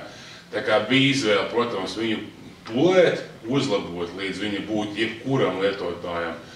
Tantē Bauskā saprotam, vai palaist, tā kā viņi tika palaisti un faktiski nodrošinot, ka mūsu projektēšana un būvniecība neapstājās. Tā, mums bija pēdējais komentārs un tagad ir bonus komentārs. Tad mēs ejam tālāk. Jā, vēlreiz Dzirca Lērija Nordica. Es gribēju vienkārši kaut ko arī pozitīvu pateikt par visu sistēmu. Ir tieši tā, kā jūs sakat, ja to dara pirmo reizi un nedara regulāri, ir ļoti sarežģīti, ir jāzina, kur iet. Nestrādāt tas, kā, piemēram, mēs esam pieraduši lietot ierīces telefonus, kur intuitīvi var atrast to, kur jāiet. Tur tas tā nav, ir jāzina, kur iet. Tāpēc es teikšu, ka tas, kas reāli pietrūkst, visam ir tāda kopskata aina, kur var redzēt visu to struktūru, kā ir uzbūvēts, viss kas zem, kā kur tālāk būs. Bet tad, ja iemācās, tad padomājiet uzņēmēji būvnieki, cik jums iepriekš vajadzēja laika, lai uztaisītu pilnvaru, lai saskaņotu sakto darbu aktu. Ja tas ir objekts, kur ir iesaistīti vismaz 4-5 būvu speciālisti, jums vajadzēja nedēļas. Tagad to izdarīt vienā mirklī. Tā kā ir labi, bet var labāk. Paldies, paldies, paldies. Mazrākums jūs esat ļoti populārs, kā jūs redzat, ja? Viss notiek tieši tā kā vajag. Kā saka, visi ir iesaldījušies. Liels paldies par jūsu prezentāciju un arī operatīvajām atbildēm. Vai jūs varat atklāt, kur var ar jums sakontaktēt? Jā, droši. Ekonomikas ministrija būvniecības politikas departaments. Ir gan mans numurs, ja jums ir kāds neskaidrības strīdi jautājumi ar būvvaldi, droši sakat, zvanat, mums ir interesanti. Palīdzēt. 29 88 64 64. Sirsnīgs paldies, sirsnīgs paldies, paldies jums. Kārtīgi vīrīgi strādā. Paldies, paldies. Un arī sveiciens no pašvaldības ar pateicību, ka bijāt šodien kopā ar mums. Priecīgs svētkus. Labdien, Ogres uzņēmēji, labdien, pašvaldības darbinieki. Man ir prieks būt kopā ar jums šodien šeit un dalīties, tātad, kā jau piektupot mani minēja, ar notikumiem ārējā vidē, runāt par procentu likmēm, padalīties tātad šiem notikumiem no centrālās bankas perspektīvas un pēc tam, protams, arī atbildēt uz jūsu jautājumiem. Jā, par ārējo vidi, ko mēs šobrīd varam pateikt, no īstenībā jau pirmais runātājs šodien, kas mums bija seminārā, ekonomikas ministrijas un iepriekš arī Latvijas investīciju un attīstības aģentūras norādīja, ka ārējā vidē varbūt šobrīd nav tie labākie laiki, bet, protams, tas mūs neierobežo, mums ir iespējas meklēt jaunas tirgus, jaunas iespējas un tā tālāk attīstīties. Jā, kas ir šīs sliktās lietas, mēs visi, man liekas, jau zinām, mēs ziņas skatāmies, sekojam līdzi. Pirmām kārtām, jā, tā tad ir ģeopolitiskā spriedze globāli, mums ir karš pavisam tuvu Ukrainā, mums ir karš tuvajos austrumos, kas ir, protams, nozīmīgs centrs izejvielu visai pasaulē, tāpēc ietekmē arī mūs visus. Un, protams, ir ļoti daudz neskaidrību, tās nav mazinājušās, gan Amerikas Savienotās valstīs, protams, bija vēlēšanas, viņas notika, bija neskaidrība, kas būs tālāk, un, man liekas, arī šobrīd īsti skaidrāks nekas nav kļuvis. Jā, tātad jau tuvāk mājām, tuvāk mums, mēs varam runāt par to, ka ārējais priekšbrīdums un noskaņojums Eirozonā joprojām ir vājš. Jā, bet ir, protams, gaidām uzlabojumi, skatoties vairāk uz priekšu un arī ieskicējuši, kā mēs to redzam, kāpēc. Bet, jā, tie tādi varbūt tās mazāk pozitīvi notikumi, bet kas ir šis pozitīvais, ir tas, ka mēs redzam, ka inflācija samazinās. Un tas, protams, centrālajai bankai jau sāk mazināt procentu likmes, tas ir noticis. Man liekas, jums kā uzņēmējiem tur varētu būt diezgan daudz jautājumu par šo tēmu. Bet, jā, tad mēģināšu to iespēju robežās arī atbildēt uz šiem jautājumiem, kas varbūt radīsies beigās. Nu jā, tad pavisam plaši skatoties, kāds ir ekonomikas prognozes globālajai ekonomikai, un ko mēs redzam inflācijas prognozes, nu, varbūt tie cipari neko daudz neizsaka, tur 3,4, 3,3, 3,2, bet kas ir šī negatīvā tendence, protams, kad mēs redzam, ka jau jaunāks prognozes nāk, jā, globāli, jo mēs redzam, ka viņas virsās uz leju šobrīd. Attiecīgi šim gadam, nākamajam un arī aiznākamajam. Bet tas, jā, ir pavisam pasaulē. Savukārt, kas attiecās uz inflāciju, tad tur mēs patiesībā redzam pozitīvu šo tendenci, ka viņi virzās uz leju, ko nozīmē centrālajai bankai redzēt, ka inflācija samazinās. Tas nozīmē, ka arī likmes varēs kļūt mazāk ierobežojušas vai kļūt neitrāls gadījumos, ka ja tas būs nepieciešams, pat arī atbalstošas uz priekšu. Nu jā, šeit es gribēju padalīties arī, ko mēs gan Latvijas bankā, gan vispār ekonomiski skatās, kā vērtēt šo nenoteiktību, ko es jau pieminēju, patiesībā tāds mazliet muļķīgs vārds, ko nāks piesaukt ļoti daudz, jo ko tas pasaka, kad īsti patiesībā mēs nezinām, kas tad īsti būs uz priekšu, jo ir ļoti grūti prognozēt un pārāk daudz mainīgo faktoru.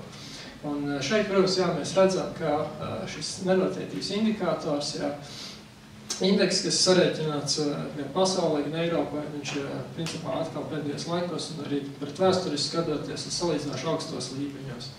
Un arī pa valstīm skatoties tieši, kas ir lielākās Eirozonas valsts un arī šobrīd Latvijas ekonomikai nozīmīgāki tirgi, arī ietekmējoši, ja tās ir tuvāk. Tad tur mēs Eiropā redzam, ka principā jā, liela nenoteiktība ir Vācijā. Viņi, protams, savu kļūdu dēļ diezgan smagi ir cietuši tā iemesls dēļ, ka šis karš Ukrainā sākās. Viņu atkarība, energo atkarība no Krievijas bija ļoti augsta, un šī rūpniecības bāze balstījās lielā mērā uz lētām energoresursiem no Krievijas, un šobrīd tas, protams, tā īsti vairs nav. Otra lieta, protams, ir arī strukturāls problēmas, citas Vācijas ekonomikā, nepietiekams investīcijas automobīļu industrijā, un tas var, protams, aizbrauļojas Vācijas ekonomikā. Šobrīd to var redzēt. Arī Francijā bija augsts nenoteiktība un tā tālāk, gan ar vēlēšanām un vispār politiskiem procesiem saistīti iemeslu dēļ, bet netik traki, protams, kā Vācijā. Virzoties uz priekšu, jā, tad šeit mēs varam redzēt dažādas sentimenta iepirkuma indikators, tāds, ko centrālā banka parasti izmanto, lai vērtētu, kā ekonomiski attīstās. Šobrīd mēģināt mēs iespējas ātrāk saprast, kur mēs virzamies, kāds ir tas līmenis. Tur mēs varam redzēt, jā, ka šis, principā, sentimenta indikators jau kādu laiku ilgstoši ir salīdzinoši zemā līmenī. Un arī iepirkuma vadītāji, tātad indeks, kas arī daudz pasaka par to, kā ekonomika varētu virzīties uz priekšu, tieši uzdodot jautājumus, tiek uzdoti anketēti uzņēmumi par visu Eirozonu, lai noskaidrotu tad viņu skatījumu uz norisēm ekonomikā. Un kas, protams, var iezīmēt nedaudz pozitīvo, diemžēl nestrādā, bet pozitīvais ir, ka 3. 4. Eirozonā, protams, bija labāks nekā Eiropas centrālā banka gaidīja, bet kopumā šajā gadā strauji pēdējā ceturkšņa izaugsme netiek gaidīta, lai gan, iepriekš patiesībā vasaras sākumā tika gaidīts, ka gada otrā pusē varētu būt lielāku uzlabojumu, bet tas nav piepildījies. Patēriņš neatgūstās tā, kā tika prognozēts, neskatoties uz to, ka mājsaimniecība pirktspēja turpina atgūties pēc lielā inflācijas šoka. Kas attiecās, protams, pa sektoriem mazliet, tad mēs varam redzēt labi kreisajā pusē tālāk, skatoties tieši pa detaļām uz šo iepirkumu vadītāju indeksu, tad principā rūpniecība ir tā, kas īpaši velk uz leju Eirozonas ekonomiku, Savukārt pakalpojumos pagaidām vēl klājās salīdzinoši labi, bet tendence ir, ka tas pieauguma tempi ir kļuvuši lēnāki. Par rūpniecību es diezgan daudz īstenībā ieskicēju sākumā, tas lielā mērā saistīts ir ar Vāciju.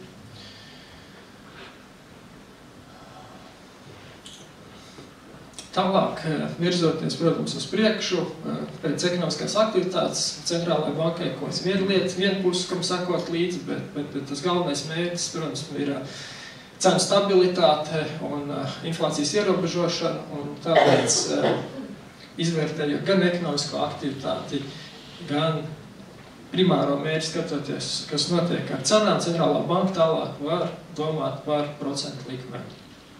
Un šeit tas, ko es gribu parādīt, ko mēs redzam, ka mums bija, protams, mēs visu to jutām, redzējām šī augstā inflācijas epizode. Latvijā, protams, ka viņi bija stipri iespaidīgāk nekā Eirozonā, bet mēs pamazām virzamies apakaļ uz mērķi, kur ir neliela problēšana, varbūt tās jautājumi būs, kāpēc tās likmes joprojām ir tik augsts, ja mēs redzam, ka inflācija samazinās, tad īstenībā tur jau var uzreiz mazliet ieskicēt to atbildi, kas rada bažas.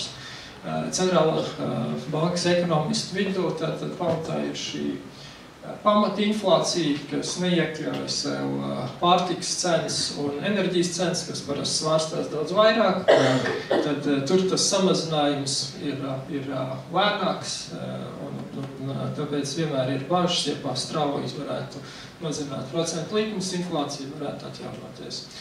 Bet tendence kopumā, protams, ir pozitīva, bet mazliet pēdējā laikā tātad stagnē. Bet, protams, no otras puses arī, ja mēs redzam, kad izaugsme bremzējās, tad skaidrs, ka bez izaugsmes augsta inflācija iespēja atjaunoties ir daudz zemāka. Un valstu griezumā, mēs redzam, ka Latvijā patiesībā inflācija tā saucamā atrodas praktiski šobrīd pie tā saucamā Eiropas centrālās bankas mērķi, kad tas ir inflācija vidējā termiņā 2%. Bet, protams, pa valstīm inflācija visur nav vienāda. Arī šeit vēl nelielam ieskatam tas, ko parasti no centrālās bankas perspektīvas, uz ko mēs skatāmies par cenām, kas interesē, cenšas izņemt dažādi indikātori, bet cenšas izņemt laukā šīs svārstīgākās komponentes, kas vienu mēnesi ir augšā, vienu lejā, liek tiem cipariem lēkāt, bet saprast to cenu dinamiku, trendu, kāds veidojās apakšā, lai tad varētu pieskaņot monetāro politiku un procentu likmes.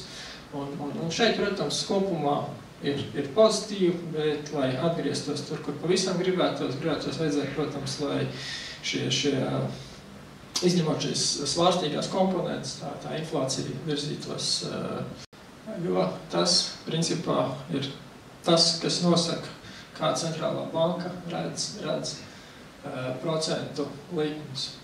Bet vēl, protams, ir svarīgs šī trešā, kas, protams, viss iet kopā ekonomiskā aktivitāte, inflācija un darba tirgus, kas var radīt kaut kādas bažas, kā jau iepriekš minēju, šī pamatinflācija un izņemot šīs svārstīgās komponentes, kas ir pie inflācijas rada bažas. Tad otra lieta, ko mēs joprojām varam redzēt, varbūt tā satura no straujākas šīs procentu likmes samazināšanas, ir darba tirgus, bet šī pozitīvā nosacīta, varbūt no centrālās bankas ekonomiskas perspektīvas, ja mēs gribam mazināt procentu likmes, nodarbinātības gaidas samazinās, tad jauns darbinieks gribēs pieņemt mazāk, darba tirgus mazliet piebremzējās. Tas nozīmē, ka varbūt tās arī algas neturpinās tik strauji kāpt, kā jūs ir kāpušas līdz šim. Šis stāsts ir īstenībā gan par Latviju, gan par Eirozonu kopumā, un tas ir tas, kas arī, protams, neļauj centrālajai bankai rīkoties straujāk. Bet kopumā, ja mēs skatāmies uz darba tirgu, tad tas joprojām, protams, ir cieši. Jūs kā uzņēmēji, protams, ziniet, ka darbinieks, jo sevišķi labs darbinieks atrast ir ļoti, ļoti grūti. Viņi nekur apkārt nemētājās.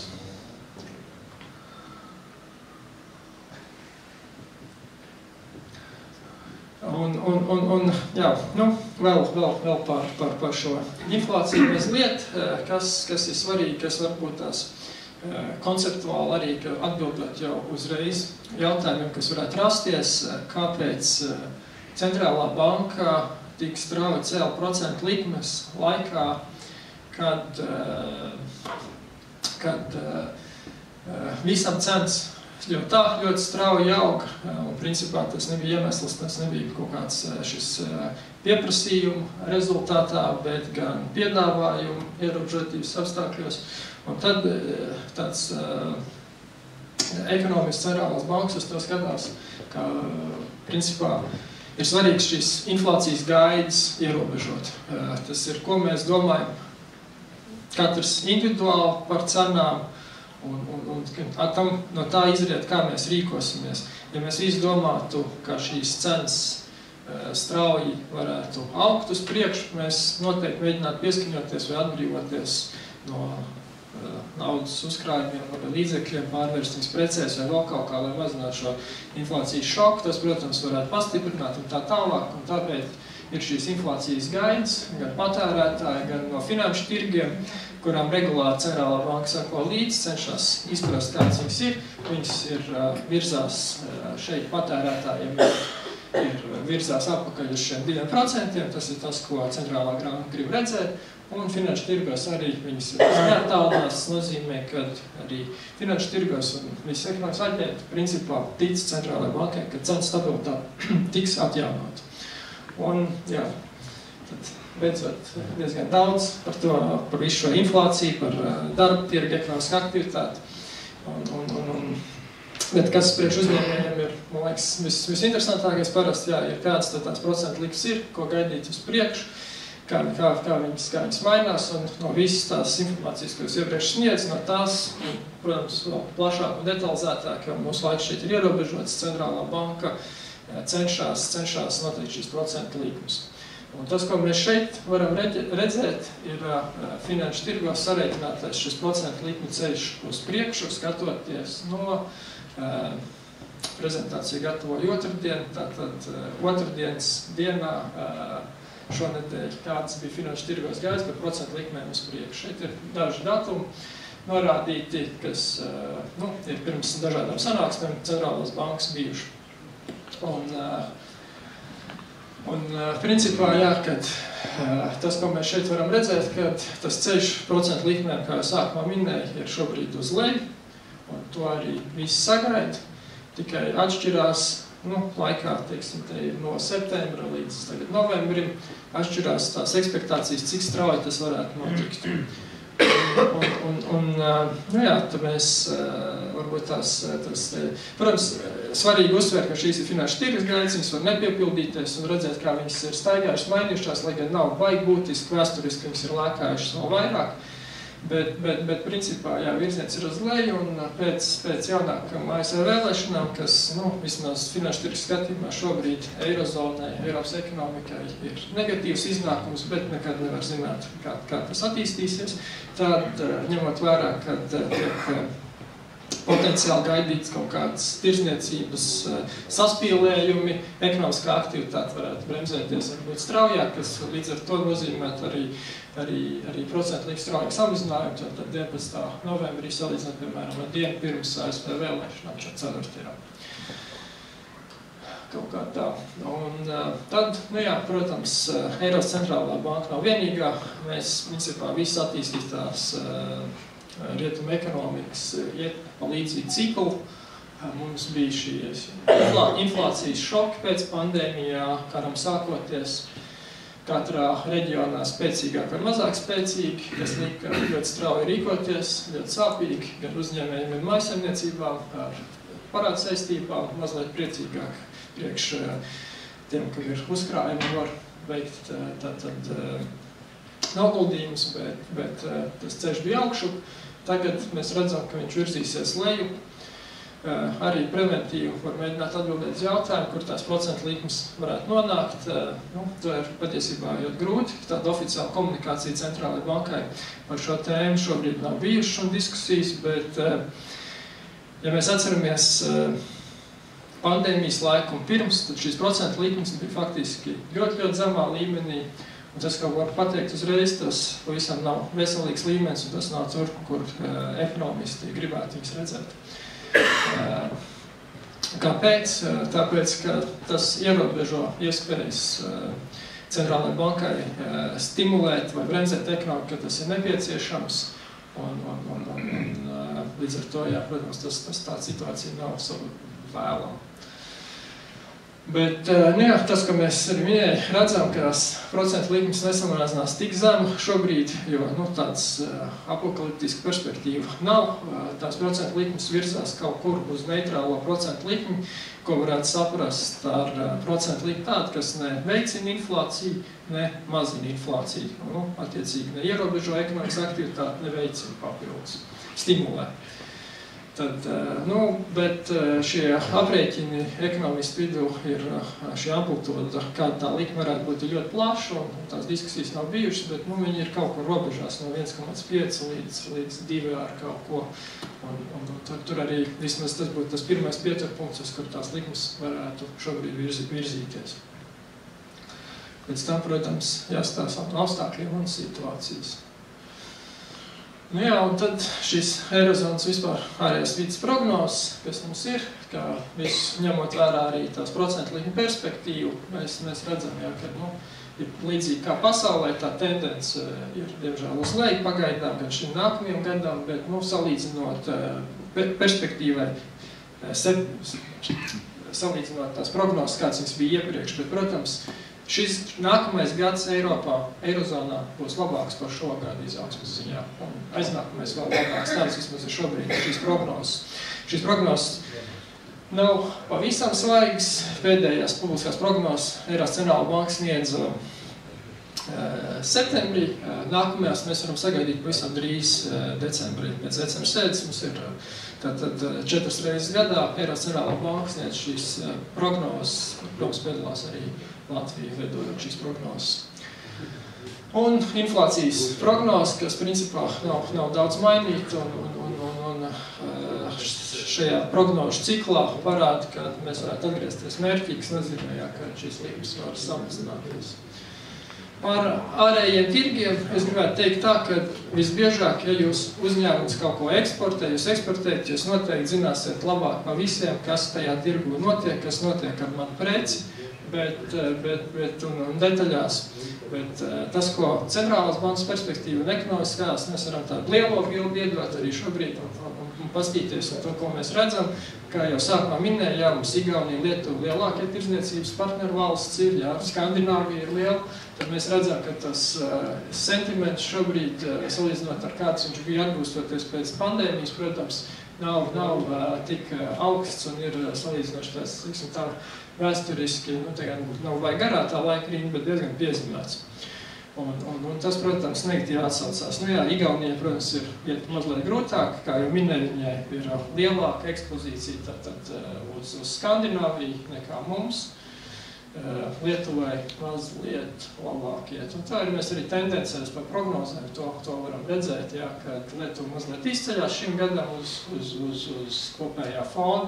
Savukārt, dažādām prognozēm skatoties, jā, Latvija un Igaunija, tad mums virzās uz leju. Latvijai netik slikti, protams, kā Igaunija. Igaunija tā situācija ir šobrīd bišķi pretīgāka.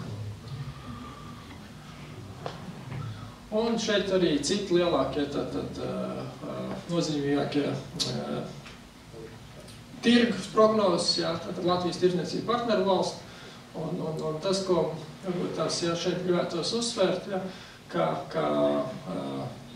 nākamgad principā ir gaidām uzlabojumi, šis ir bijis grūts gads, bet tā kā visticamāk viena no lielākajām ekonomikām turpinās stagnēt, tad nekas, protams, baigi labs nesolās uzreiz.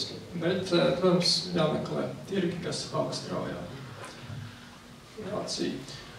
Nu jā, un tad parunājot arī par eksportu kā tādu no Latvijas un Baltijas valstīm. Un tas, ko šobrīd var redzēt, kad šobrīd ir tāda negatīva tendence kopumā Baltijas valstīm. Te būtu arī diezgan gar saruna atkal par konkurētspēju. Jo tas, ko mēs redzam, ka mēs sākam zaudēt tirgus daļas mūsu eksportētāji savos eksporta tirgos. Un pamatā to var skaidrot, ka mēs arī kreisajā pusē varam redzēt, to var skaidrot ar darbspēku izmaksu pieaugumu diezgan strauji. Baltijas valstīs viņš ir straujāks kā lielākā daļā galvenā tirzniecības partneru valsts. Un tas sadārdzina mūsu eksportu un, protams, traucē konkurētspējai. Nu jā, un te ir iespējams arī vēl apstīties, kas ir tie faktori, kas ir bremzējuši tātad Latvijas šo preču eksportu, un tie pamatā, ir tātad konkurētspēja, ko es jau pieminēju, bet tas nav bijis. Mums ir arī lielāks mājas darbs, ko risināt, jo mums ir gan šis tirgus efekts ir negatīvs, gan tie tirgus izvēles, gan paši produkti ir mazāk pieprasīti nekā varbūt ir pašos sektoros, tātad citi kaut kādi produkti. Tas kopumā mēģinot skaidrot, kāpēc mums šīs daļas krītās, tad to mēs varam ieraudzīt. Nu jā, un principā tās tādas galvenās lietas, ko es gribēju pastāstīt par ekonomikas attīstību, par inflāciju mazliet, iedot to cerās manas perspektīvu par procentu likmēm. Es domāju, ka varbūt būs jautājumi, labprāt atbildēt. Un tās trīs lietas, ko varētu paņemt beigās no manas prezentācijas būt, protams, ģeopolitiskā noteiktība paliek augsta, mēs nezinām, kas būs lielā mērā uz priekšu. Droši vien finanšu tirgos būs svārstības, tas nav tik aktuāli, bet arī par pašu ekonomiku tas bremzēs, ja mēs nezinām, kas būs ilgāk periodu uz priekšu, tas visticamāk kavē arī investīcijas, jūs jau var droši vien varbūt tās kaut kāds bažu iespējā varētu atlikt investīcijas vēl kaut kā tā, tas skatījums varētu būt. Un, ja runā, tad nākamais punkts būtu par inflāciju, kad tur mēs, protams, redzam uzlabojumus un pozitīvais, kad procentu likuma virziens ir uz leju, tas, protams, arī ir pozitīvi. Un pēdējais, kad šobrīd tas ārējā vidē tas noskaņojums nav pats labākais galvenais tirzniecības partneru valstīs, bet uzlabojumi ir gaidāmi tālāk uz priekšu. Un, kā jau pašā sākumā pirmais runātājs teica, tad attiecīgi jāmeklē neizmantot tās iespējas tie tirgi, kur ir iespējams skatināt savu preču noiet un respektīvi tātad nestraukties par kaut kādu šiem cikliem vai kaut tā. Bet es esmu gatavs tātad atbildēt uz jūsu jautājumiem, un ja tādi ir. Jā, paldies Erlandam, paldies. Tā mēs nesapratām, ka tas Eiribors nokritīs. Bet labi, tagad ir laiks nopietnākiem jautājumiem. Erlands ir gatavs atbildēt uz jūsu jautājumiem. Lūdzu, paceliet roku, mēs noteikti pienāksim ar mikrofonu. Paldies.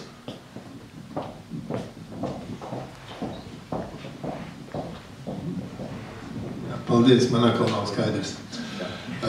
Sakiet, cienījams banka pārstāvs, jūs saprotat, smuki norunājat, bet ir meli, ir liela meli un ir statistika.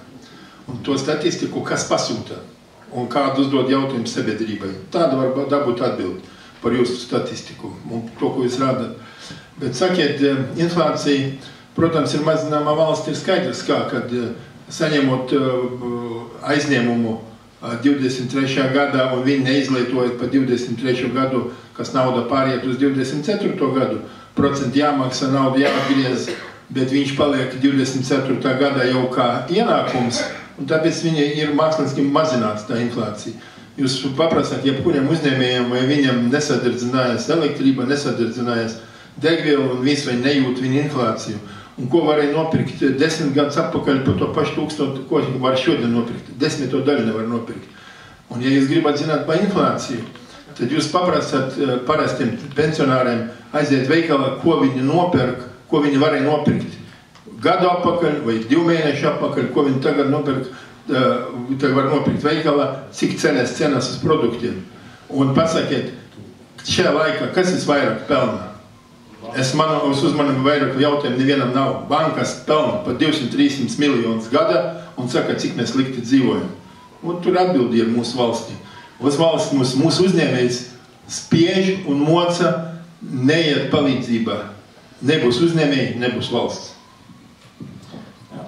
Nu, ko es varētu atbildēt uz šādu komentāru? Lielai daļai, protams, komentārus piekrīt.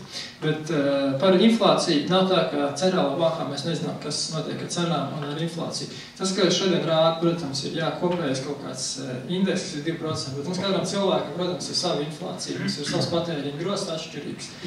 Tā tas ir omītei kaut kur vecmāmiņai, pensionārai, ejot uz veikalu, viņai ir patēriņa grozā pārtiks preces daudz lielāk, protams, viņi saskarās ar daudz spēcīgāku inflāciju, augsts inflācijas epizodē cieši vairāk, tieši tāpēc arī centrālā banka diezgan strauji ceļ likmes, lai mēģinātu ierobežot šo inflāciju. Un tas procentu likuma negatīvais efekts, protams, uz šo vecmāmiņu tādā ziņā ir mazāks, jo visticamāk viņai vairs kredīti nav. Bet ko es vēl varētu atbildēt? Jā, tas būtu pirmais par inflāciju. Par inflāciju mēs zinām, bet centrālā banka joprojām nosaka, tās procentu likuma līmenis ir ierobežojošs. Tāpēc tieši, ka šī inflācija, protams, joprojām eksistē. Viņi ir tie vidējie cipari ir tie, kurus es rādu, bet atsevišķos sektoros, atsevišķām šīs inflācijas komponents, kur tur elektroenerģijas cenā, vēl kaut kas, protams, ka viņas var būt augstāks vai zemāks. Par banku peļņu, es kā Latvijas bankas vārdā, es neko daudz nevaru pateikt, bet mēs jau redzējām, ka principā mums Tātad ir likumdošana pielāgota tā, ka tieši bankām tiek noteikti šobrīd augstāki nodokļi, lai mazinātu tātad šo peļņas kāpumu, kas rezultējās no tā, ka centrālās bankas, protams, nosaka augstāks procentu likums. Tā kā, tur par to arī tiek domāts, tiek ierobežots, bet vai tas ir pats labākais ceļš, tur arī vienmēr var diskutēt. Kaut kā tā, jā. Edmunds. Man interesē Latvijas bankas nostāja par resursiem, par mūsu Latvijas resursiem. Konkrēti gribējās pajautāt, ko Latvijas banka dara cilvēku resursu jautājumā par dzimstību. Dzimstības politika. Par dzimstības politiku, atklāt sakot, protams, Latvijas banka šo sakarā neko daudz nedara, bet Latvijas bankai ir iespēja konsultēt valdību kaut kādos jautājumos. Un to, ka par dzimstību tieši šāds veicināšana, vēl kaut ko šāds lēmums, protams, var pieņemt politiķi, bet ne centrālā banka, kā to darīt, bet to, ko var darīt un dara centrālā banka, un kas arī ienāk no uzņēmēju organizācijām, dažādas ziņas par to, ka darbspēku pieejamība, kas šobrīd par darbu tirgu, un, protams, arī jāskatās nākotnē un uz priekšu, kāds tas darba tirgs varētu izstīties kaut kādām prognozēm. Tur, protams, var iekļaut šo demografisko situāciju, kas, protams, izskatās slikti, un, ja neko nedarīs, tad, protams, nekas labs tur nesanāks. Bet, tāds konsultēt, protams, ministrs kabinetās un ministrijas to centrālā banka var darīt, bet citu instrumentu, kā risināt demogrāfijas problēmas, vai vēl, ko mēs, protams, arī pēdējās dienas ziņās redzam, ka man liekas, kāds jūs arī jautājat, ka 9 mēnešos ir piedzimuši Latvijā pirmo reizi mazāk par 10 000 bērniem. Protams, tā situācija ir ļoti bēdīga un katastrofāla, un tas atsauksies uz darba tirgu nākotnē, kur būs jāpieņem arī sāpīgi lēmumi, dažādi, grūti pateikt kādu, kas attiecās vai uz migrantu darbu, vai arī tā attiecības starp strādājošo un tie, kas atrada apgādājumie, kas būs veci cilvēki, vai kas tad būs ļoti slikta, un līdz ar to, protams, tas arī atsauksies uz pensiju sistēmu. Tā kā par to arī, protams, Latvijas banka konsultē atbildīgās ministrijas, bet kaut kā tā teikt, ka tādi instrumenti, kā tieši kaut ko ietekmēt, tāda nav. Principā Centrālā banka galvenais uzdevums ir cenu stabilitāte un par procentu likmēm. Protams, tagad arī uzraudzības, ir Latvijas bankas un vēl daudz funkcijas, bet jau neuzskaitīšu. Kādi jautājumi vēl? Paldies par lekciju, par datumu. Piekrītu, ko kolēģis minēja par tiem statistikas datiem. Bet manis jautājums iespējams liksies nedaudz muļķīgs, bet es gribētu dzirdēt atbildi, kāds ir minimālās algas pieauguma pievienotā vērtība. Minimālās algas pievienotā vērtība. Kad tā tiek paaugstināta. Kad tā tiek paaugstināts. Principā tas tiek domāts par cilvēkiem, kas saņem šo minimālo algu, jo normālajās ar viņu jau šobrīd ir diezgan grūti izdzīvot. Protams, respektīvi, uzņēmums, kas nodarbina cilvēkus ar minimālo algu, tas, protams, uz viņiem uzliek kaut kādu lielāku slogu un apgrūtina, lai šo uzņēmumu darbību, bet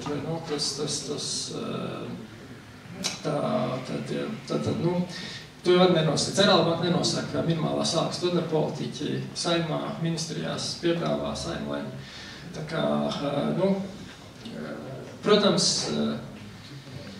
tas nosakot paaugstināt minimālo algu, tas var mazināt darba tirgu. Latvijas banka var teikt šīs simulācijas, man liekas, mums ir monetāro nodarīšu pārskatos, kas tiek publicēti Latvijas bankas tīmekļa vietnēs.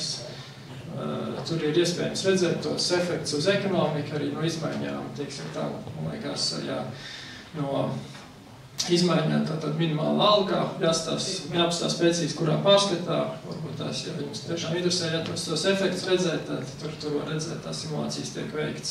Bet tas galvenais iemesls nav par, protams, paceļot minimālu algu, netiek domāts par ekonomiskās aktivitātes paaugstināšanu, bet tiek domāts tieši par šiem cilvēkiem, kas jau tā saņem naudu. Tātad ir diezgan grūti nodrošināt savas pamatvajadzības. Jā, tas apgrūtina tā kā to uzņēmēju, un es pieļauju domu, ka daudzi no mums klātesošie saskārušies ar tādu situāciju, ka viens darbinieks tā kā ir par maz, bet divi par daudz. Un paceļot šo minimālo algu, tas sloks paliek vēl lielāks, jā, tad vēl attālinās uz, tā, ka varētu pieņemt to vēl vienu darbinieku, kas, manuprāt, tādā strateģiskā skatu punktu bremzē tādu, tālāk to izaugsmu tam mazajiem uzņēmējiem. Ja? Un, ja ir noteikts, ka ir šie minimālie sociālie apjemi, kas ir jāveic par darbinieku, ja? Es teiktu, ka valsts ir nedaudz iešāvusi kājā, nenodarbinot studentus un jaunās māmiņas, kuras nevēlas strādāt pilnu slodzes darbu. Es varu pieņemt zināšanai, jūs atbildi var nākamreiz, kad par šo jautājumu būtu diskutējis Latvijas bankā pirms kaut kādas savas simulācijas vai vēl kaut ko sniedz, tātad konsultējot ministrijas vai valdību, tad par to var diskutēt, atcerēties, jā, bet pamatā tā doma ir, kad minimālās algas tad tiek celts, lai uzlabot šo cilvēku dzīves līmeni, jo mēs tā pašā laikā, protams, saskaramies ar ļoti daudz cilvēkiem, kas ir šajā, ne tikai, bet cilvēki, kas Latvijā ir saņēmuši šīs zemās algas, viņi izvēlās doties uz ārzemēm, un tad tas arī, protams, nav nekas labs priekš Latvijas ekonomikas, tādā ziņā, ja viņi neatgriežas apakaļ. Jā, kungs, mazākas komentārs. Jūs runājat par algas celšanu. Algas celšanu vajag domāt, jūs pacelt algu un nodokļus pacelt. Nekā, tas cilvēks neizjūt nekā.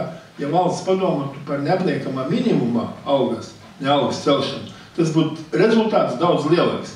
I pašiem cilvēkam, i uzņēmējiem. Jūs tagad runājat, pacelsim algu, pacelsim nodokļus, rezultāti tā nav nekāda. Jā. Nē, principā Latvijas banka tā nerunā. Bet tā dara. Nedara, jo Latvijas banka ar to nenodarbojas tieši. Īstenībā, man liekas, pat šis pēdējais Latvijas bankas tātad piedāvājumi ministrijām un tā tālāk ir bijuši par to, ka, lai stimulētu ekonomiku, tad darbspēka nodoklis varētu mēģināt samazināt, bet tas, principā, tie ir politiķi lēmumi, viņi veido budžetu, viņiem ir banka ietekmē visas politikas. Bankai ir lielas vārds, ja viņi runā. Jā, banka runā. Varbūt tās ne viss tiek publiski runāts, bet principā banka runā.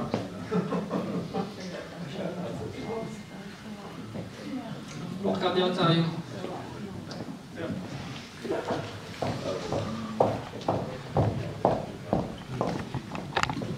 Es arī vēlreiz klausījos gan jautājumus, gan atbildes, un skaidrs, ka tā pamata, bet minimāla algu tēma ir ļoti svarīga. Es gan personīgi uzskatu, ka minimālās algas apjoms ir viens no pamatkritērijiem, kas nodrošina mūsu valsts vai kaut kādas konkrētas valsts labklājību. Tā kā es esmu par to, ka viņai ir jābūt augstākai, bet ir jābūt arī pretēji kaut kādiem mehānismiem, kas atrisina to problēmu, ko minēja Elīna. Ja? Un kungs aizmugurēja, ka minimums noteikti atvieglo to nodokļu daudzumu, tā tas būtu jāceļ viennozīmīgi vienmēr kopā ar to minimālo algu. Un otra lieta, kur banka varbūt var iesaistīties un kaut kādā veidā attīstīt to, pat, piemēram, Elīna teica, viens darbinieks pa maz, divi pa daudz, pieņemsim viens darbinieks, 1000 eiro alga, uzņēmumam izmaksā 1,8, lai paņem divus, tas ir jau 3,6. Bet varbūt otrs darbinieks var būt pašnodarbināta persona. Manuprāt, tas ir tāds ļoti neapgūts potenciāls, ko ļoti daudz nelielu uzņēmumu varētu izmantot un piesaistīt tieši tos cilvēkus, kas ir pašnodarbinātie, kur pavisam cits nodokļu apjoms, kas krīt uz uzņēmēju. Tā kā vai banka neiesaistās, nemeklē tādas variantus, vai viņi tomēr kurina tikai to savu tēmu par tām minimālām algām, kas apliekās ar pilniem nodokļiem. Latvijas banka, protams, arī runā ar daudz uzņēmēju organizācijām. Uzņēmēju organizācija, protams, tiek dzirdēts bieži, ka darbspēka nodokļi ir ļoti augsti, bet... Tā ir nākākā pozīcija. Jā. Tas uzņēmēji tiek sadzirdēti. Bet jūs saprotat, lēmums jau pieņem politiķi. Un tad ir jautājums, var samazināt vienu nodokli darbspēku, bet ir jādomā, kā šo budžetu pēc tam izveidot. Respektīvi, ja ir šī politiskā griba mazināt darbspēku nodokļus, tad ir jāatrod kaut kur citur, kur viņus pacelt, ja grib saglabāt budžetu esošā līmenī. Un šobrīd mēs redzam, kad principā tāda vēl nebija. Cik es sapratu, darbspēku nodokļus nākamgad, kad netiek plānots samazināt, man liekas, paliek iepriekšējā līmenī. Bet, protams, kad uzņēmēji sadzirdēti, šo visi zina, bet pēc būtības tas ir politiķi jautājums. Pasaules sludinātais cēlais mērķis sabremzēt inflāciju patiesībā nostrādā otrādi, jo tās procentu likums pacēlās visiem, gan tiem, kas grib apgūt jaunu naudu, notiecīgi nauda kļuva dārgāka. Bet viņa kļuva arī dārgāka tiem, kam jau ir kredīta saistības un tam līdzīgi. Ja? Un tieši tas ir tas, kas parāda, kāpēc bankas nopelnīja tik daudz, un tur nav nekāda regulējuma. Tas, ka tagad ir pieņemt viņiem nodokli lielāku par dividendēm laikam, ja? Bet viņiem jau viņš nebūs jāmaksā par neizmaksātu peļņu. Kā mēs visi zinām, uzņēmēji vienmēr var parādīt lielāku, mazāku peļņu, un tas tur kaut kur jāizvedīs. Uz priekšu, man liekas, bankām nākamajam gadam tiek piedāvāts šis solidaritātes nodoklis, kas attiecīgi izriet no tā, vai viņas spēj sasniegt kaut kādas kreditēšanas apjomas, un ja nesasniegs, tad būs šī paaugstinātā kaut kāda nodokļa likuma. Bet man stāv precīzi galvā visus šos nodokļu piedāvājumus nezinu, bet skaidrs, ka bankām tika noteikti augstāk nodokļi pēc tam, kad, protams, šīs peļņas augstās sāk kāpt. Tur tas tika pamanīts un ir ticis darīts. Jā, bet bankas zināja, ka tas tā būs. Ka viņas pelnīs vairāk. Analītiķi zināja, ka tas būs. Viņi nopelnīja, un tad akcija. Bet viņi jau nopelnīja. Mūsu rēķi. Jā, bet vēl pakāpjoties apakaļ par to pirmo jautājumu, kad augstāks procentu likums pastiprina inflāciju, tas būtu ļoti netradicionāls ekonomista skatījums.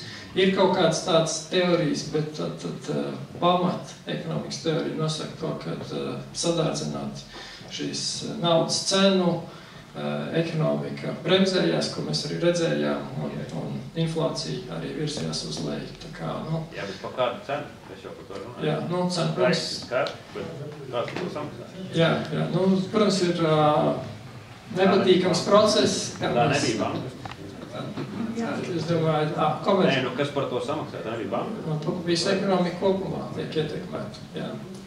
Nu, ko, es domāju, ka mēs varam pateikties mūsu viesiem, Latvijas Bankas ekonomistam Erlandam Kronkornam, kurš, manuprāt, labi izturēt sarežģītas ekonomiskas apstākļus.